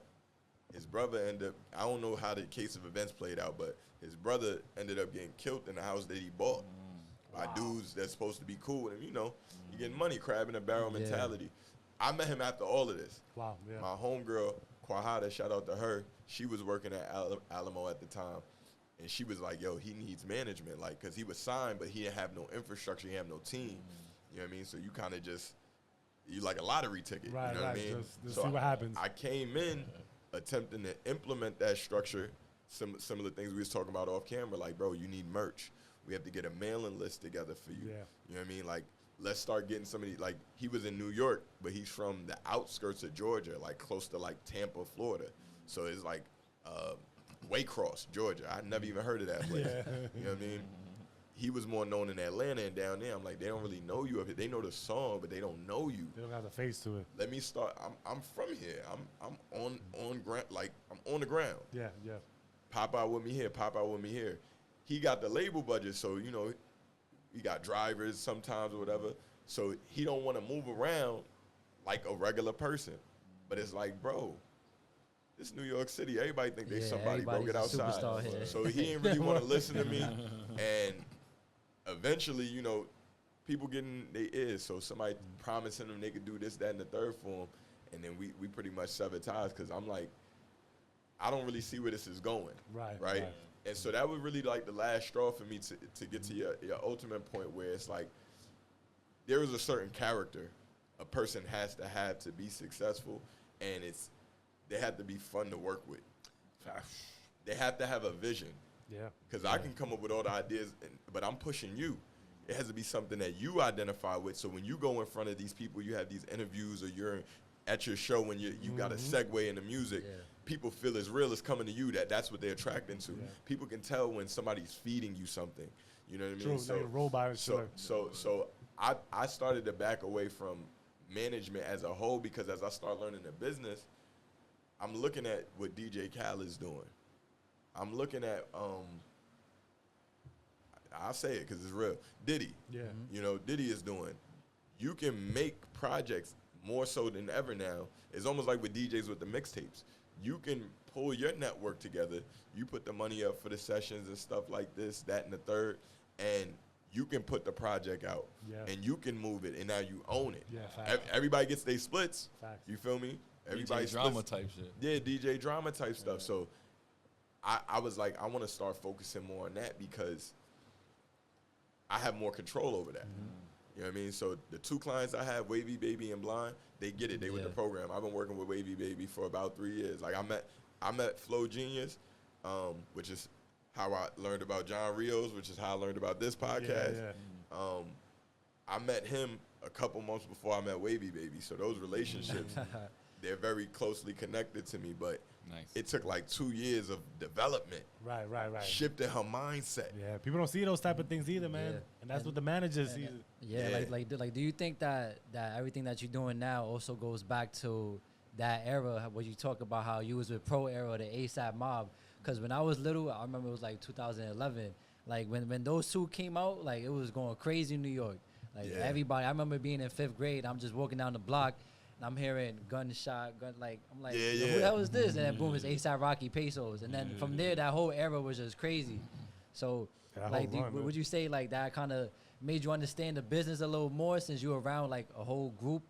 I'll be honest, it was so crazy because like between the Pro Eras, the ASAP Mobs, it was even this group named Flatbush Zombies. They was outside. Like Our Future too. That was like the LA side of things. Slumdog God and all that. They wasn't like, we was all peers, so they hadn't popped just yet. So the first time I seen ASAP Rocky live, I didn't know who he was. I seen him before the whole Everything Is Purple. Yeah. Like he performed that Space Ghost Perp, I think, had brought him out. He not even around no more. They ended up having their little fallout, whatever. But he was bigger than ASAP Rocky at the time. And he had a show. He from Florida, I think. He had a show at Santos Party House in like by Chinatown down there. It's closed now. And he brought ASAP Rocky out to do that joint. And I'm just listening. This is nobody's music sounded like this before. So we just looking like, but I seen certain people, like they had like a cult following. The people that was rocking with them was going hard. I didn't even know who he was. Probably like a month, 2 months after that. Everything Purple dropped. He just started going crazy. So the biggest thing for me was I just knew like I was in the right circles because I was around them, but I still really didn't understand the business. I would say it was when I started trapping and managing at that time. And the second show, the artist we was managing at that time, she opened up for 2 Chainz at the Mid-Hudson Civic Center in Poughkeepsie. It took me mad shows to open up for Too Short, Dom Kennedy, and guys like this. Like, I done did over 100 shows. So now you start seeing like, wait, this is something to I'm hear. like, hold up, how you get that on your second show? Her first show was at the Delancey, which I did that before, but it took me a while to get to that stage too. We had the money, so I realized money talks, and structure. So even though we didn't really know everything about the business and what we were doing, they seen an artist, they seen a team behind her pushing her, and then we had a name for the group branding, right? But there was money to be able to furnish all of that. So that was really when I understood, like, I ain't gonna lie, that was the early stages of me falling more in love with behind the scenes of the music than being in front of it. Because, like, I have co-writing credits and I produce in different ways. Like, I don't know how to make the beats and stuff like that, but I put records together. So that leads to this question here, like, what do you like doing better, managing or A&R? Oh, I was gonna ask that same question. You an asshole. You ain't even reading my notes. So, yo, Flo. Telling you, man. You over there over my shoulder. You gotta Good minds think alike, put bro. a block over You gotta there. put the shit right there. That shit very wide open, dog. You gotta put that screensaver out there. Y'all family, bro. It's in y'all blood. That's why I got it sideways like that. See? Obviously, we see who got more experience at this table. I'm just saying that. Boom. The good minds think alike, man. But manager or A&R and A&R is artist repertoire. Right. Artist and repertoire for anybody that doesn't know. I'm gonna be honest. A&R, I feel like you as an A&R, it's the gratification comes sooner. So like, even though I manage Wavy Baby, I A&R the record between her and C5 called Hesitate. Fire record if y'all haven't heard it. Like, whether you just vibing out early morning, you know, just want to get your mind right, motivated for the day. You know, you want to pick up a thought. You know what I'm saying? Hesitate is great for that. That record I have a lot of pride in because C5 is really big. He's from Oakland, but he's based out of LA. He's been there for a while now. He done made songs giving flowers. He got this project called Roses. He done made songs giving flowers to Taraji P. Henson, Big Boy from Big Boy's Neighborhood, Nice. Hill Harper. The list goes on and on. But the dope thing is people acknowledged him. He was on like CBS's The Talk when Taraji P. Henson was on it. They brought him on there for the whole moment and stuff like that. And he's out of here. Like, you know, he's on a whole other level as far as where he's at in his career. Yeah. But just through the relationship building and me spotting him, because I'm from over here. Like, people over here don't really know about it. And shit. Like, it's like Oakland, like. Yeah, but we was able to build. They got that's the bro now. You know what I mean? We went to his crib, met him and his lady, his beautiful son Noah. You know what I mean? He always smiling. They worlds collide now. Yeah. And so that record came out in March. The streaming is going crazy on it, right? Like that took Wavy to a whole other level, and now it introduced people that Wavy know about. They didn't know about C5 in it because I put the record together. People that know about me, they know about C5. You connected a lot of people. You see the fruits of that labor a lot faster with A&R. That's dope. With managing, I feel like it's more of a long-term play. It's like investing in stocks, but it's a lot of risk. Like I told you, I done went through over 15 artists. I'm only with 2 acts right now. I see what you mean. So I'll say this. I enjoy managing producers, which I only have one that I manage, but I work with a lot of producers. Okay. It's challenging because they're usually more behind the scenes, and you know, you got to push them to get out their shell more, but everybody need beats. Yeah. So I was gonna ask, how do you manage a producer, like if they are behind the scenes, like? But when you say right now everybody needs beats, it makes sense at that point. Connections is important, so I have a lot of relationships, and like I said, I don't have to manage you to help you. So people come to me for advice, you know, whether they book a consultation or you might just caught me in the DM, you caught me in a spot. You know what I'm saying? I don't really be outside as much as I used to no more because it got to really make sense for me to. I'm with you. I'm with you. But you know, if you catch me on a humble, you know, I'm gonna give you some game. People know me for that, so that sticks with people. You know what I mean? And then I also build relationships with other managers, other executives. You know, somebody just put out, they looking for placements for Babyface Ray, Icewear, Vezo, and another artist from Detroit. So I just take the packs and I'll get it over them. So it's kind of like a blurred line between manager and A&R. But the difference is when you manage the producer, you're actively working every day with them. Like you build a system to where they're producing these amount of beats at a certain time. You make sure they get the YouTube popping because they can monetize stuff without selling the beats. You know what I mean? The thing I'm working towards getting them to do, this is what I mean with they want to be behind the scenes. Producers need to start putting out more instrumental projects. True. Terrace Martins and all these big names that's known for playing instruments, they do that. True. I look at producers as artists no different than the vocal artists, but they have to embrace it. You look at like a Murder Beats. You know what I mean? You look at Go Grizz, the dude that make Lotto's joints. Like they're creating brand names for themselves. Weezy out of here. Yeah. If you're on Metro, don't trust you. I'm going. You know what I'm saying? And that's why I always tell people too. But like that's why I always tell people like, yo, like, y'all look at the artist, but what's behind that? Like, cause nowadays, like, people don't really listen to like. I feel like people don't listen to music for like what they saying. They listen to it more cause like the beat and how the beat is making them feel.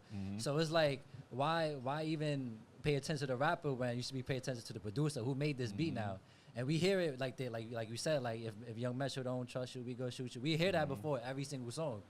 So now it becomes like, it every time. Now it just becomes normal to us. Like to all these, like you don't know the person, but you heard their name before in the beat once the song is about to start. Yeah. So there's a dope producer named Kato on the track, and he has a great way of putting his story out there. So when he gets placements and his records are with big artists from E40 to Snoop Dogg, Ice Cube, all these different people, he puts himself out there. He puts the narrative. It's stories that people connect to. So producers, that's where they missing out on. Yeah. They'll get this really big placement, and at best they'll just put the picture of the cover art and produced by me, and you never hear them talk about it again. But there was a whole process to how that beat even got to that artist's hand. Sometimes the beat was for another artist. Yep. But an engineer was like, oh, I got the, you know what I mean? How many days it took to make the beat? Like, what's the first drum that started that beat? Like, You know what's crazy? Like I seen Tyler, the creator, say something like that. Like artists put out a song, they put it on their story, then you don't hear it no more, right? And you're like, right. bro, the process that you went through to make that song, you're not gonna promote it, advertise. That's your creation. You That's said that, you curated that motherfucker. Yeah. Why would you not even want to push it? Yeah. But they're so embarrassed, so stuck in like story time. All right, I said I'm done. Yeah. Come on, man. Nah. And like, do you think that's something that's lacking in the music industry now, where artists don't really have that artist development before they go out into the world? Because now you got like a lot like one-hit wonders or people that just got famous off TikTok. Yeah. And now their song is buzzing, but they don't really have like the right development to make it to where they got to make it to. I would say yes, but it's also like the artists have to want to be developed. That is true too. And similar like how I'm saying being a manager versus being an A&R, that you get more instant gratification with the A&R than the management side. That's like artist development. Artist development, you never, like Drake's still in artist development. It never ends. It's just what level you're at. So it's hard for people to see, like I love that quote you used with Tyler. I'm going to use a quote from Willow Smith, Will Smith's daughter. She was on Apple Music with Zane Lowe talking about how, before she used to feel like, oh, if I just get this person that I admire to acknowledge my music, then I'll make it. And then she had that moment and she's like, They ain't care.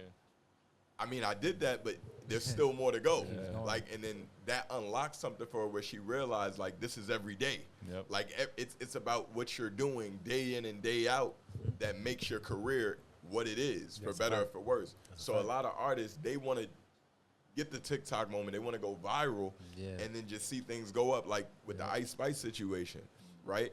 Some people are blessed like that. Other people are not. But the challenge people don't see behind that is now, almost like I said with the J&B Juvie situation. The song gets bigger than you. You go viral. Now you got to work to get people to actually like you. To stay there. And not just your music. And that's a lot of pressure. This is why Cardi B, that took time, but Cardi B don't put out music a lot. Yeah, she says it too. It's a lot of pressure. Yeah, it's a lot of pressure from everybody. But when you go through the artist development process, which it is very expensive, like that's the thing. A lot of artists don't want to put money into themselves. They just want somebody to come in. Nobody is business. Nobody gonna put more money into you than you put into yourself. You gotta invest in yourself, man. Like, until you get to a point where people see, like, oh wow, they've been doing this much with it, and it did this. I got this. I can see what it's gonna do. But you have to put the initial investment in, and as you build with that, you start to get fans that live with you through the rest of your life. Like I'm gonna be honest with me, I literally, and it's crazy because I don't even like saying I got fans because I'm not an artist no more. But I have fans that follow me from when I was an artist to, my bad. That's all. I have fans that follow me from when I was an artist to when I got into advocacy to when I started doing the politics stuff to now I'm a manager, right? Like, they support my artists because they became a fan of me when I was an artist. Some of them still waiting for me to drop music. But because they seen the process, they seen me day in and day out. That's this your was core right there. You get what I'm saying? So you can't, in my opinion, you can't beat going through that artist development process from ground up, brick by brick, because you can control that, you can measure that, you can see, oh, I did this and it got me here. When you go viral, it's like that was like a luck of the draw. You can't there's a formula, but you can't scale virality. No, and like I'm starting to see that more now. Can't with a lot of that. It's not sustainable. It's hard to exactly, sustain and that's exactly what I'm starting to see more now. Like all the people that was one-hit wonders probably back, like Lil Pump for instance. Like you see where their careers go, and it's like, damn, bro. Like the longevity of it wasn't too much, because it was just a one-hit wonder thing. And that's the thing too. Like that's instant gratification. You don't know how to deal with that when it comes. And then the pressure card's hitting you when you're like, okay, wait, I gotta live up to this last video that I just did, right? Last viral. What am I gonna do now? Now you start doing dumb shit. It works for some. It works. I won't take that away. But a lot of people, it doesn't. And that's a lot of people fail behind that. You know what I mean? You don't want that instant gratification. Honestly, like, I don't think it's worth it. Then for the label side, the labels, when you get to a certain level, they expecting you to know how to deal with these things. They not investing in media training and stuff like this. And even with the media training, it's not done from a culturally sensitive perspective. Like, I media train my artists, like personally. But this goes especially back. nowadays, you need to like. But this see, because of my political background, and then I was today. They did a piece on me and stuff. I have an understanding of that. You know what I mean? I'd have been put, like, I'm not just familiar with being in front of cameras for music. You know what I mean? Like, I have to present in front of boards, you know, for foundations. When you want to raise money or you making a decision on who to give a grant to, you have to present yourself. Yeah, you got to sell yourself, an esteemed panel of people. You know what I mean? You got to know how to talk. You have to know how to make your points connect. So that right there makes you more. A lot of artists take this for granted. That makes you more marketable. When brands see you know how to speak, on top of the fact you are an artist, they might not even like the music that much, but they be like, we need an artist, and we need an artist that's not gonna make us look crazy, so we can look like we in touch with the community and we cool, but they not gonna make our brand look bad. That's so true. You feel me? That's so true, because I'll be watching interviews. I'm sorry to cut you off. You good. I'll be watching interviews with, like, these drill rappers. And, like, I just be watching it, like, we do come from, like, the Bronx, whatever. We do come from the same place, but it's like their media training though is very, like, it's bad. Like, they give one word answers. You know, they'll probably ask a question. They'll keep it nice and short. But it's like they can't really get into too much because it's like, bro, what is there to really talk about? They still living how they living. It's bad. Yeah, they still experiencing what they going through their drill rapping. Yeah. So you got to put and they need a lot of mental health support too. You know, with that. But like, the biggest thing is we got to invest in ourselves. Like, you know. I agree. Labels, they're responsible because this is basically like your employee. Once they sign you, you like an employee. They contract you. Know? Like, that's how the deals look. Like, you a contractor. Right. Like, they do it so they're not responsible for you the way they are for an employee. But you basically an employee when you sign with a label. So if you have vested interest in this person, then I get it, it's professional, but it's a personal element to it. Right. So their personal has to be intact in order for them to perform professionally well. So labels do have responsibility, but at the end of the day, you got to live with you forever. That deal's going to run out at some point or whatever the case may be. So I feel like artists need to prioritize themselves more, and that's tough if you've never seen that or whatever. But once you on that big stage, ain't nobody looking at you like a little boy or a little girl. You know what I mean? So you put your resources, get you a chain. We want to do all of that, but invest in putting people around you. Yeah, you might make the wrong investment and put money in the wrong hands of some people, but guess what? You'll put that chain on your neck and get robbed, or be in Miami or LA, sleep with a shorty and she finesse you out of it. That's right? You'll take that risk. That's a fact. Yeah, you're lying. You're right. You'll go to your block with all this money on you. Trying to front and all that shit, you're done. Risk is in everything. It's just which risk you willing to take. They're going to lead you down different roads. So I think there's a mindset shift that really needs to happen with artists, which, again, brings me back to why, like, I still am looking for talent. I still will manage them, but that's not my priority. Right. You know what I mean? I'm doubling down on the 2 acts I have right now, and then I'm going to be starting to put out more of my projects in a second. But really right now, the A&R, and it's so sweet right now because, like, when you catch a wave, it's like dominoes. Like, there's a domino effect. So people are coming to me for a lot. But I can see that. I can see that with the whole A&R. I get it. It's true. Like, the managing is every day.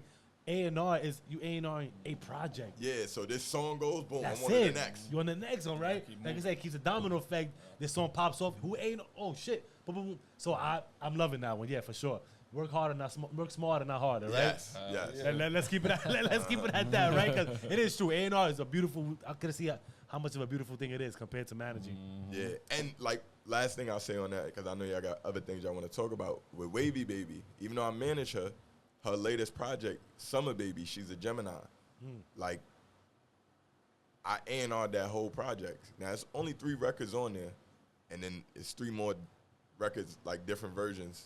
So it's 6 records in total, but it's 3 original records, and then the different versions of each record.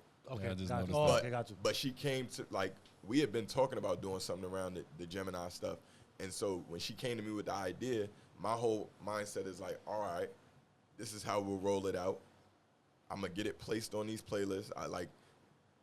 for her and other artists, but I done got like over 50 songs placed on different playlists with like over thousands of followers just in the past month.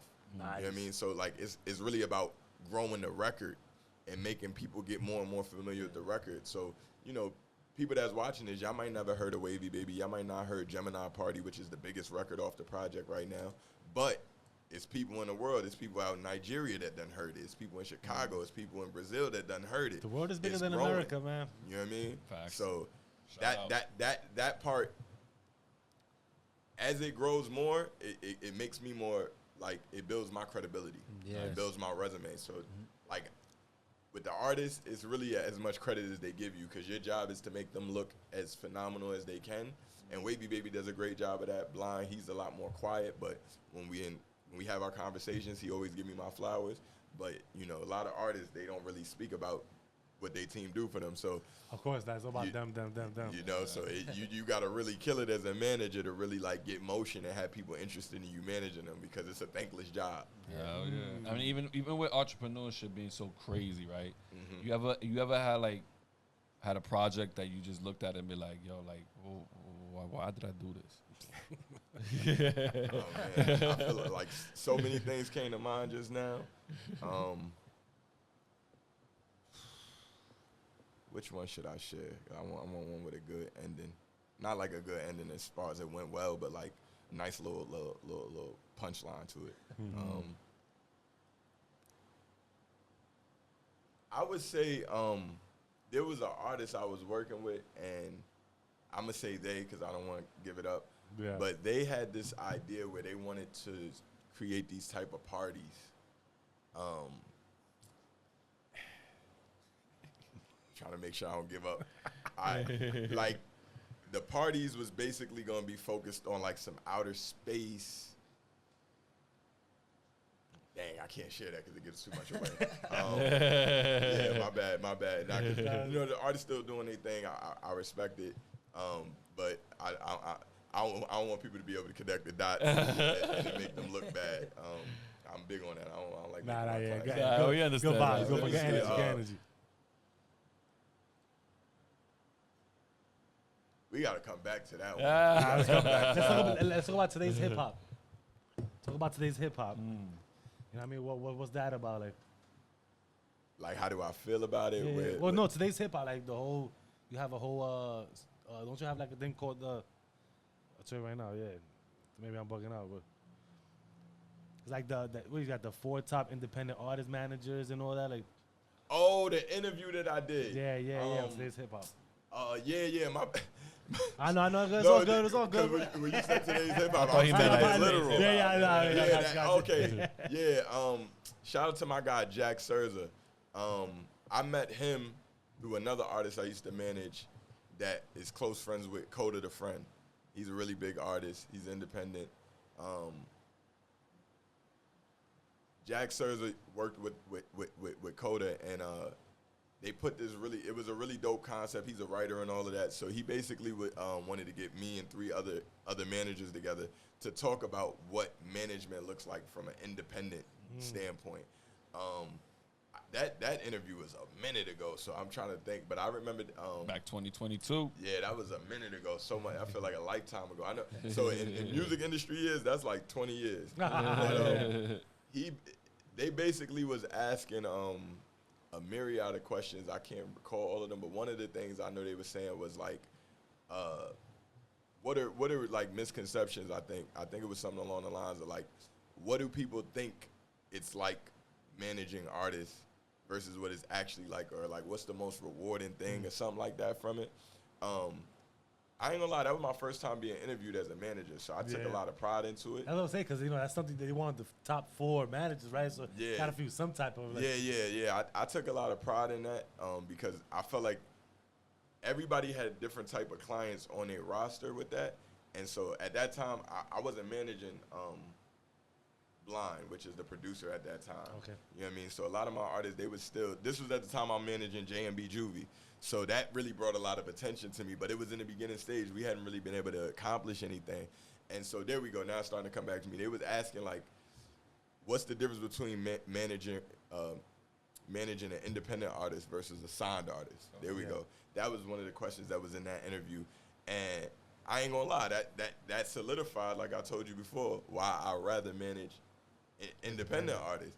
Because you can't even put something out. Like, it got to go through several levels of approval with an artist that's signed to a label before you could put something out. So, for instance, if you got a single you want to put out, you and the artist might come up with that idea overnight in the studio. Yeah. That record can't come out till at least like 6 weeks from now, maybe 2 months, because they got to get the marketing team on board for their graphics. You know what I mean? They got all the contracts, so legal got to get involved. And then everybody think because you signed, you got a big budget. No. Everybody at the label is not Drake. It's like a handful, maybe 2 handfuls of Drake level or Kendrick now. Everybody say Kendrick is going crazy. Kendrick level artists at the label. And the majority of the other people, only pockets of people know them. Yeah. So they budget. It ain't looking that great. Put it like this, and I've seen it now because I manage a producer and I've negotiated deals on behalf of my clients to get beats from producers. A lot of people tell you independent artists pay better for their beats than signed artists because the labels, for the most part, they ain't really trying to pay more than $500 for a beat. That's crazy. They rather try to make it themselves. 1,000 is a stretch. That's crazy. You feel me? And they got the leverage because think about it. They got this big artist. They got the machine. It's going to get placed in. So if you ain't never had a placement, especially, dang man, a lot of producers don't even get paid. I hear that. 500 is like, oh, you doing something, right? Some of them get paid contractual, meaning like they'll do the job today and they're gonna get paid 6 months from now. Because of recoupment, after the record starts to recoup, if it even does. If it does. You know, so many people don't ever recoup. I don't know. I can see why they will work with independent for sure. Yeah, so you know, that interview came up at a time where I'm realizing, like, I was so hyped to have an artist that was signed, but I'm like, yo, this is not everything that it seems, bro. You know what I mean? And it's blessings. I ain't gonna lie. Like, moving around with car service, you know, being at, like, the negotiation points for an artist that signed is so much sweeter. Like, it sells itself more. But it's almost like being in the streets. Yeah. A lot of the things that we did do, it didn't have staying power. So that time I managed him, I don't really have much to show for it. In fact, that interview is probably and that came from me as a whole. Like, that still was like relationships I had that did that. Yeah. That interview is the biggest thing I had from the time I was managing that artist. You know what I mean? You could tell because in the picture that they have on the interview, you have a big cheesy smile. Like, well, that picture was from when I was part of the Black Music Pipeline program, and I was in LA. So they had flew us out and all of that. Nice. You know what I mean? So yeah, when you get to travel on somebody else's dime, you gonna smile pretty hard. They got the wine. Shit, imagine, right? I got flued out. Get treated right, bro. Shit. So that's where that smile was at, man. I was 2021. I was just, it took a while to get to this point where it's like now, like my producers beats is going for $4,000 or better. You know what I mean? Like, you bringing up Meta, even 2K, these placements, like. That's fire. These things were spaced out apart. That's but fire. Putting in the work, showing up. So now it starts to accumulate. And that builds a resume. Yes. Builds a great fucking resume. I can show artists, like, this is what I've done. This is what I have to offer for you. I can help you grow your YouTube page over 56%. You know what I mean? If you get in with the program. Right. So that's the other thing I would say. Managing is dope because it's really like, just like the artist, you got to bet on yourself. So the more success you're able to accumulate as a manager, you're able to show your resume, it becomes, like, I remember in the beginning, I'm trying to sell the artist on a dream, really, and I ain't did it yet. Right. You know what I mean? And there's still things I haven't done. But when you have things that you've done, people are more like, oh. And, like, even now, like, I was charging $70 an hour consulting. At the end of March, that price went up. I doubled it because I was having conversations in my value. It's $150 an hour now. People pay me for that. They pay me for my professional music reviews, all of that stuff. Nice. I had these things up there just because I'm trying to make a business out of it. Nobody was paying before because I had to put the work in. So once you put the work in, you start to see the results, the rewards. So and that's the part right there that is gratification, right? Yeah. That's when you know your worth. You look at yourself. Like So I want to touch on 2 more things before we get up out of here, right? Hey, let's talk about Color of Change, right? Talk a little bit about that. That was the Black Music Pipeline. So Color of Change and Diverse Representation, they partnered together to create this program because whether y'all know it or not, as much as the culture is black and brown, this, that, and the third, you see all the artists, it's almost like the sports industry, which Diverse Representation does a lot for that industry as well, sports and entertainment. At the top of these companies, it ain't black folk. They don't look like us. That's a fact. It's a lot of white folk. You get what I'm saying? So at what point, if it's all through relationships and, you know, going to certain universities, being from certain communities, America's very segregated. How do we get more black and brown executives? Right. We have to create an initiative that is focused on that and is intentional and is elevating people who are at a either entry, mid-level, senior level position to go and run companies, right? Yeah. But you have to invest in people's like knowledge. It's information. Information is where the money's at. You know, if you have certain information, this is why you see a 50 Cent get all this money and then file for bankruptcy and come right back up. Because when you got a certain level of access to information and you know certain things, it don't matter how many times you go up or down. You're going to find your way back up. That's a fact. As long as you keep the right attitude, you do right in your key, business. Man. Information is very key. That is what you paying for when you book a consultation hour with somebody, when you get part of these different communities and you paying for these membership fees, or you want to go to this event and you want to hear speakers talk about this, that, and the third. You're paying for access to the information.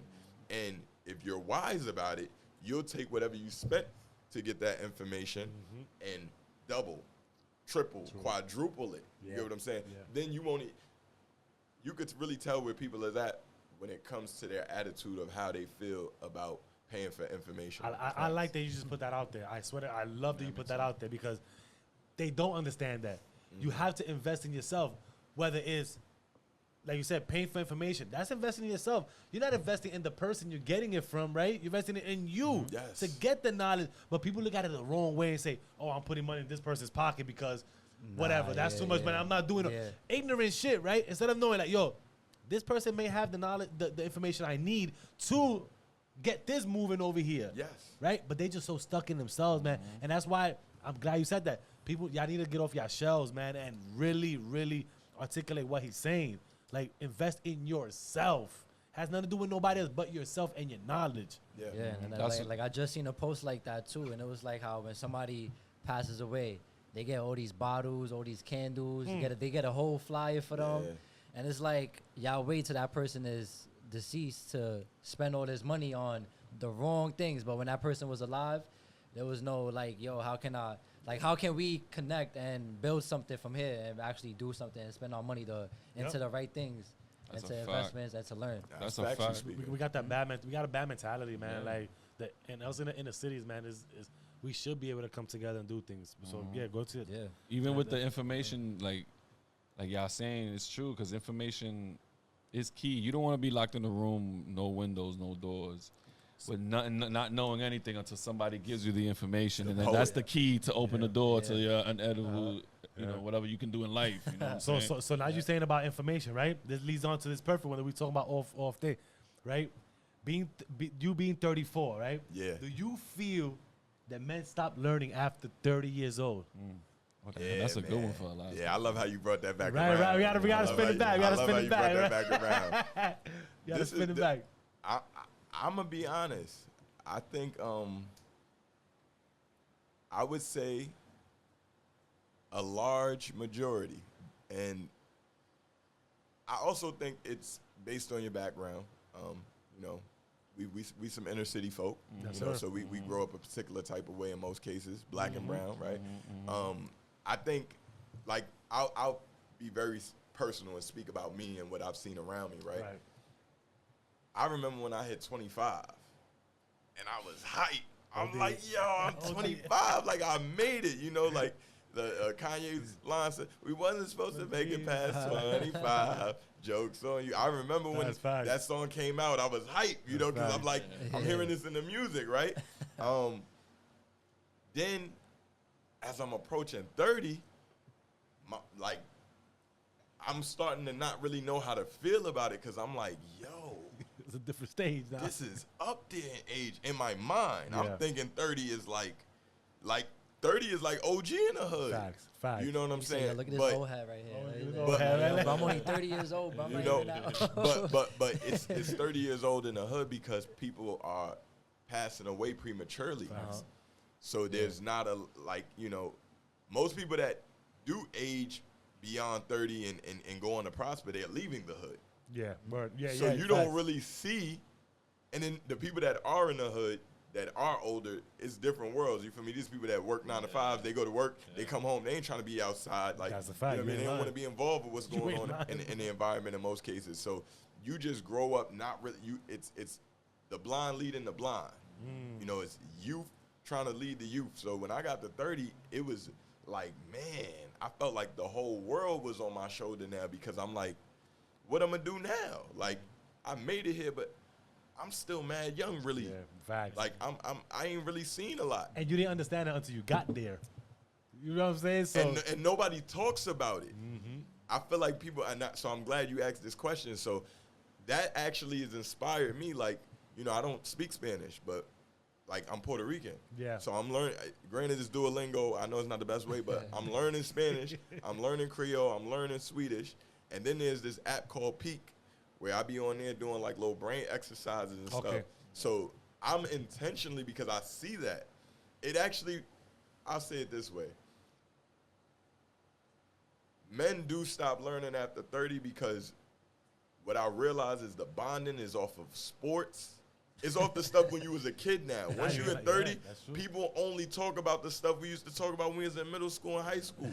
Now, when I'm in different environments, people who's in different tax brackets, it's a different story. All we talking about is ideas, and we talking about the market and stuff like that. So it's skewed in the sense where I think based on the heights you reach, like perfect thing with, you talked about the windows and walls, right? The more windows and doors you put around your life, the more opportunity you have to walk into other worlds. Like But if you weren't taking the time, other worlds, damn. no, because that's true. It's a different world. people, I always say people can only see as far as they are. So that's another thing. We shouldn't be so quick to get offended about a lot of different things because people are dealing with you from where they at.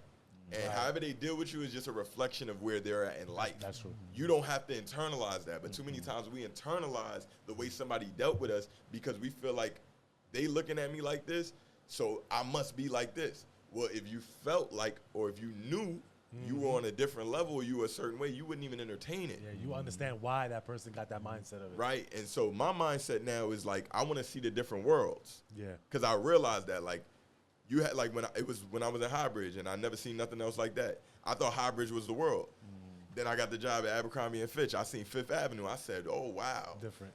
Europeans, this, that, and the third. They speaking all these different languages. Then I moved out to Cali with my brother. East Coast versus West Coast, way different. That's when I realized, I'm like, the world is bigger than your block. So as you grow, your world grows.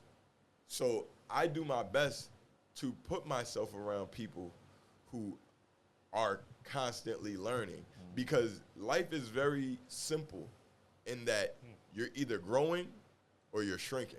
There you go. And people think, well, I could just stabilize and stay right here. Well, ain't we all experiencing inflation right now? Easy, Whoever was yeah. making 100,000 10 years ago, That that ain't 100,000 ain't hitting like this right now, right? Nope. So the money ain't grow, it shrunk. It's strong, yeah. The number is the same, but the worth and the value and what you can do with it. So information is actually like that times 10. We got AI popping off now. Yeah. People talking about 9 to 5s with fast food restaurants and stuff like that. People are making whole podcasts, like editors. Yeah. The people that edit videos. You can get AI to do that now. Easy money. Yeah, yeah. Now you ain't lying. Yeah, facts. So you can't just be a guy, I just edit. You got to be more than that. What else do you bring to the table? And this is why it's important for us to brand ourselves. And that's why I appreciate your platform because these conversations need to be had. And experience is what will inform the information that you value. Yeah, facts. Because if you only seen the four corners of your block, then you think, dude trapping, scamming, I need that information. Mm-hmm. But if you got people that's hopping on flights going to Bora Bora, they going to Spain, and they going to Ghana. I'm working on going to Ghana. You seeing people getting up and going here and there, going to Sweden, different things. Like, I'll say this. My client, Wavy Baby, is based on the West Coast. She's from LA. It's 3 hours behind our time, Pacific time. I'm in New York, Eastern time. My client Blind is in Sweden, Central European time. That's great. They're all different times. 6 hours ahead. That's time traveling, bro. Now you're right. just how you gonna be here? You gotta be now. You lying. So just by being blessed to be able to represent acts like that, and me thinking bigger, right? Like, shout out to all the acts in New York City and everybody on the East Coast doing their thing.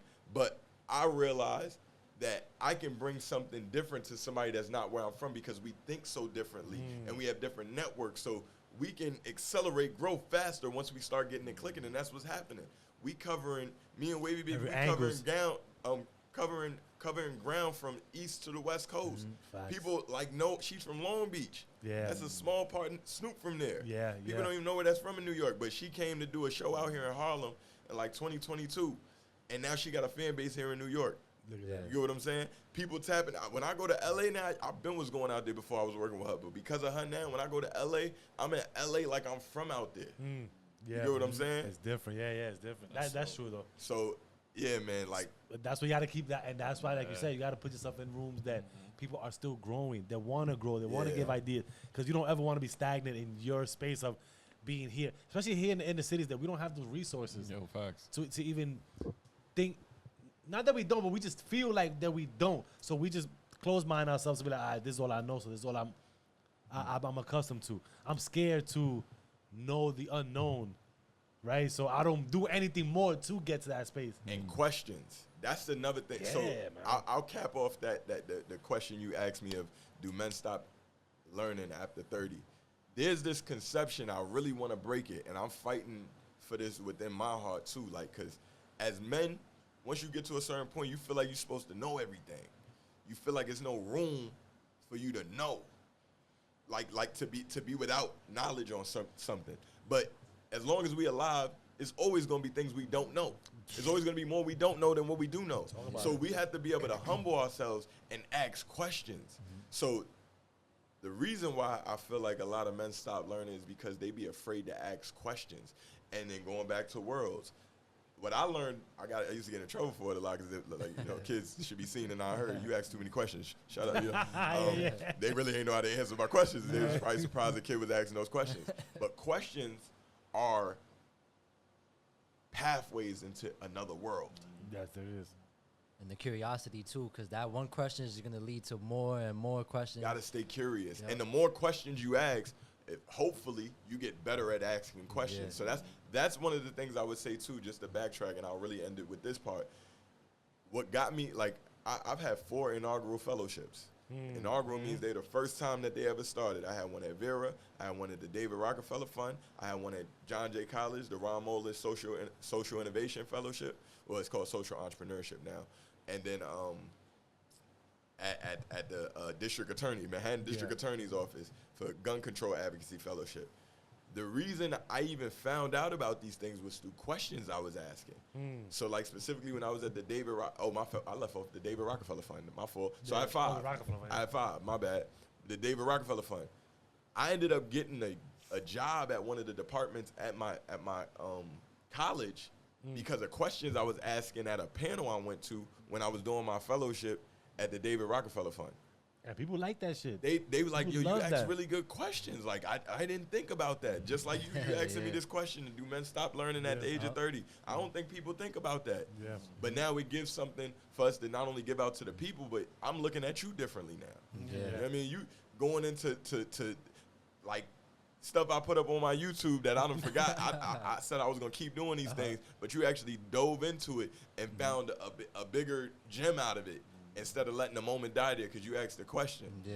You know what I'm saying? Yeah, you're right, yeah. Nah, it's true. And that's one thing that I also read on too, because there's this amazing book by like one of my favorite authors, which is Ego is the Enemy by Ryan Holiday. Oh, that's and fire. Bro, he explains it all, like, yo, how ego is really like that's what's gonna keep us, you know. It's a prison. Bro, it's gonna keep us in the prison. Insecurity. Yeah. And that's what is gonna keep us from not asking those questions or not learning. So it's like once we get over that, bro, the sky's the limit. Like you feel all, like people are gonna criticize you or look at you funny if you ask if it's a stupid question or you feel stupid.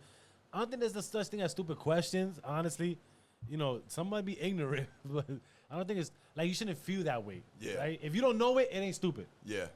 Because you don't know it. Yeah. Right? That's something you just learn now. Oh, What's stupid is if you just continue to not know it and you know you don't know it. You feel me? So, listen, stop learning. We always learn things late. It doesn't matter. We still got years to go. Shit. We got 30, 20, 40 years to go. Don't stop learning. No, I said stop said learning. stop learning. My friend, now you're right. Okay, I was in the catch We too. know what you meant, but they gonna look at the video. Yeah, my fault. I'm glad you called that. passionate. Let's bring it back. Don't stop learning, right? Keep learning. Every day we wake up, we learning something new, man. Look, real quick, right? Talk about the Ghana real quick, like, because that's important too, man. Yeah, like, I know you with church taking the trip. Just plug that in, man. Like, No, for sure. So, my church, Thessalonia Worship Center, right over there, East 163rd and Prospect Avenue. Please come through. My church is lit. You know what I mean? get it, I'm telling you, Sundays, 11 a.m., could end at 1 p.m., could end at 3 p.m. I be in church from 9 to 4 on a good day. You know what I'm saying? That's where I'm at on Sundays. They've been going to Africa. I just been at the church 6 months. So let me also state that. I didn't grow up in church. You know what I mean? I had a near-death experience October 5th last year. Fell asleep at the wheel. You know, really, honestly, I shouldn't have even been doing what I was doing at that time, right? But God's grace. God was with you, man. Because I don't even know how I walked away from that. The car was totaled. I walked away without a scratch. You know what I'm saying? That situation ultimately what led me into the church because I realized I got to do something different. Because you see how we discussing all my accolades and my achievements, but throughout that whole process, I never was acknowledging the role God was playing in me moving through life. Even the stuff I went through in the streets, near-death experiences, or even the fact like nothing happened to me. Even the time I did, you know, facing 15 to life and end up doing a year. Right. You know what I'm saying? Like that's a lot of grace. And I'm just not acknowledging him. So when that situation happened, that obviously shook me up. You know, I'm 33. I'm like, you know, that's Jesus year. I'm like, dang, it would have been over right there. Yeah. You talking about 30, I really thought about like, dang, I don't want my life to end here. I have so much more I feel like I have to offer. And it took me some time, but it led me back to church on New Year's Eve. I had went a few times, but I just kept going. And I've been getting more involved. I went from coming on Sundays to now they got Wednesday night Zoom services I be on there. Then Thursday night I got Bible study with my life group. And then now on Saturdays, every morning from 8 to 9:30, I'm going over scriptures and we're breaking it down. I'm being discipled. So my church is a real family. And I found out that they be going to Ghana. They've been going there for 10 years. You know what I mean? I found out not soon enough. So I had to humble myself, right? I've done GoFundMes before and ran campaigns to go to a conference. You have to, like, this kind of goes back to learning, like, and being open-minded. Like, I could have easily looked at the situation like, dang, it's $5,000 to get out there. I ain't got it right now. I'm just not going to go. We're not going. But I killed an opportunity right there. And then what does that say about my faith?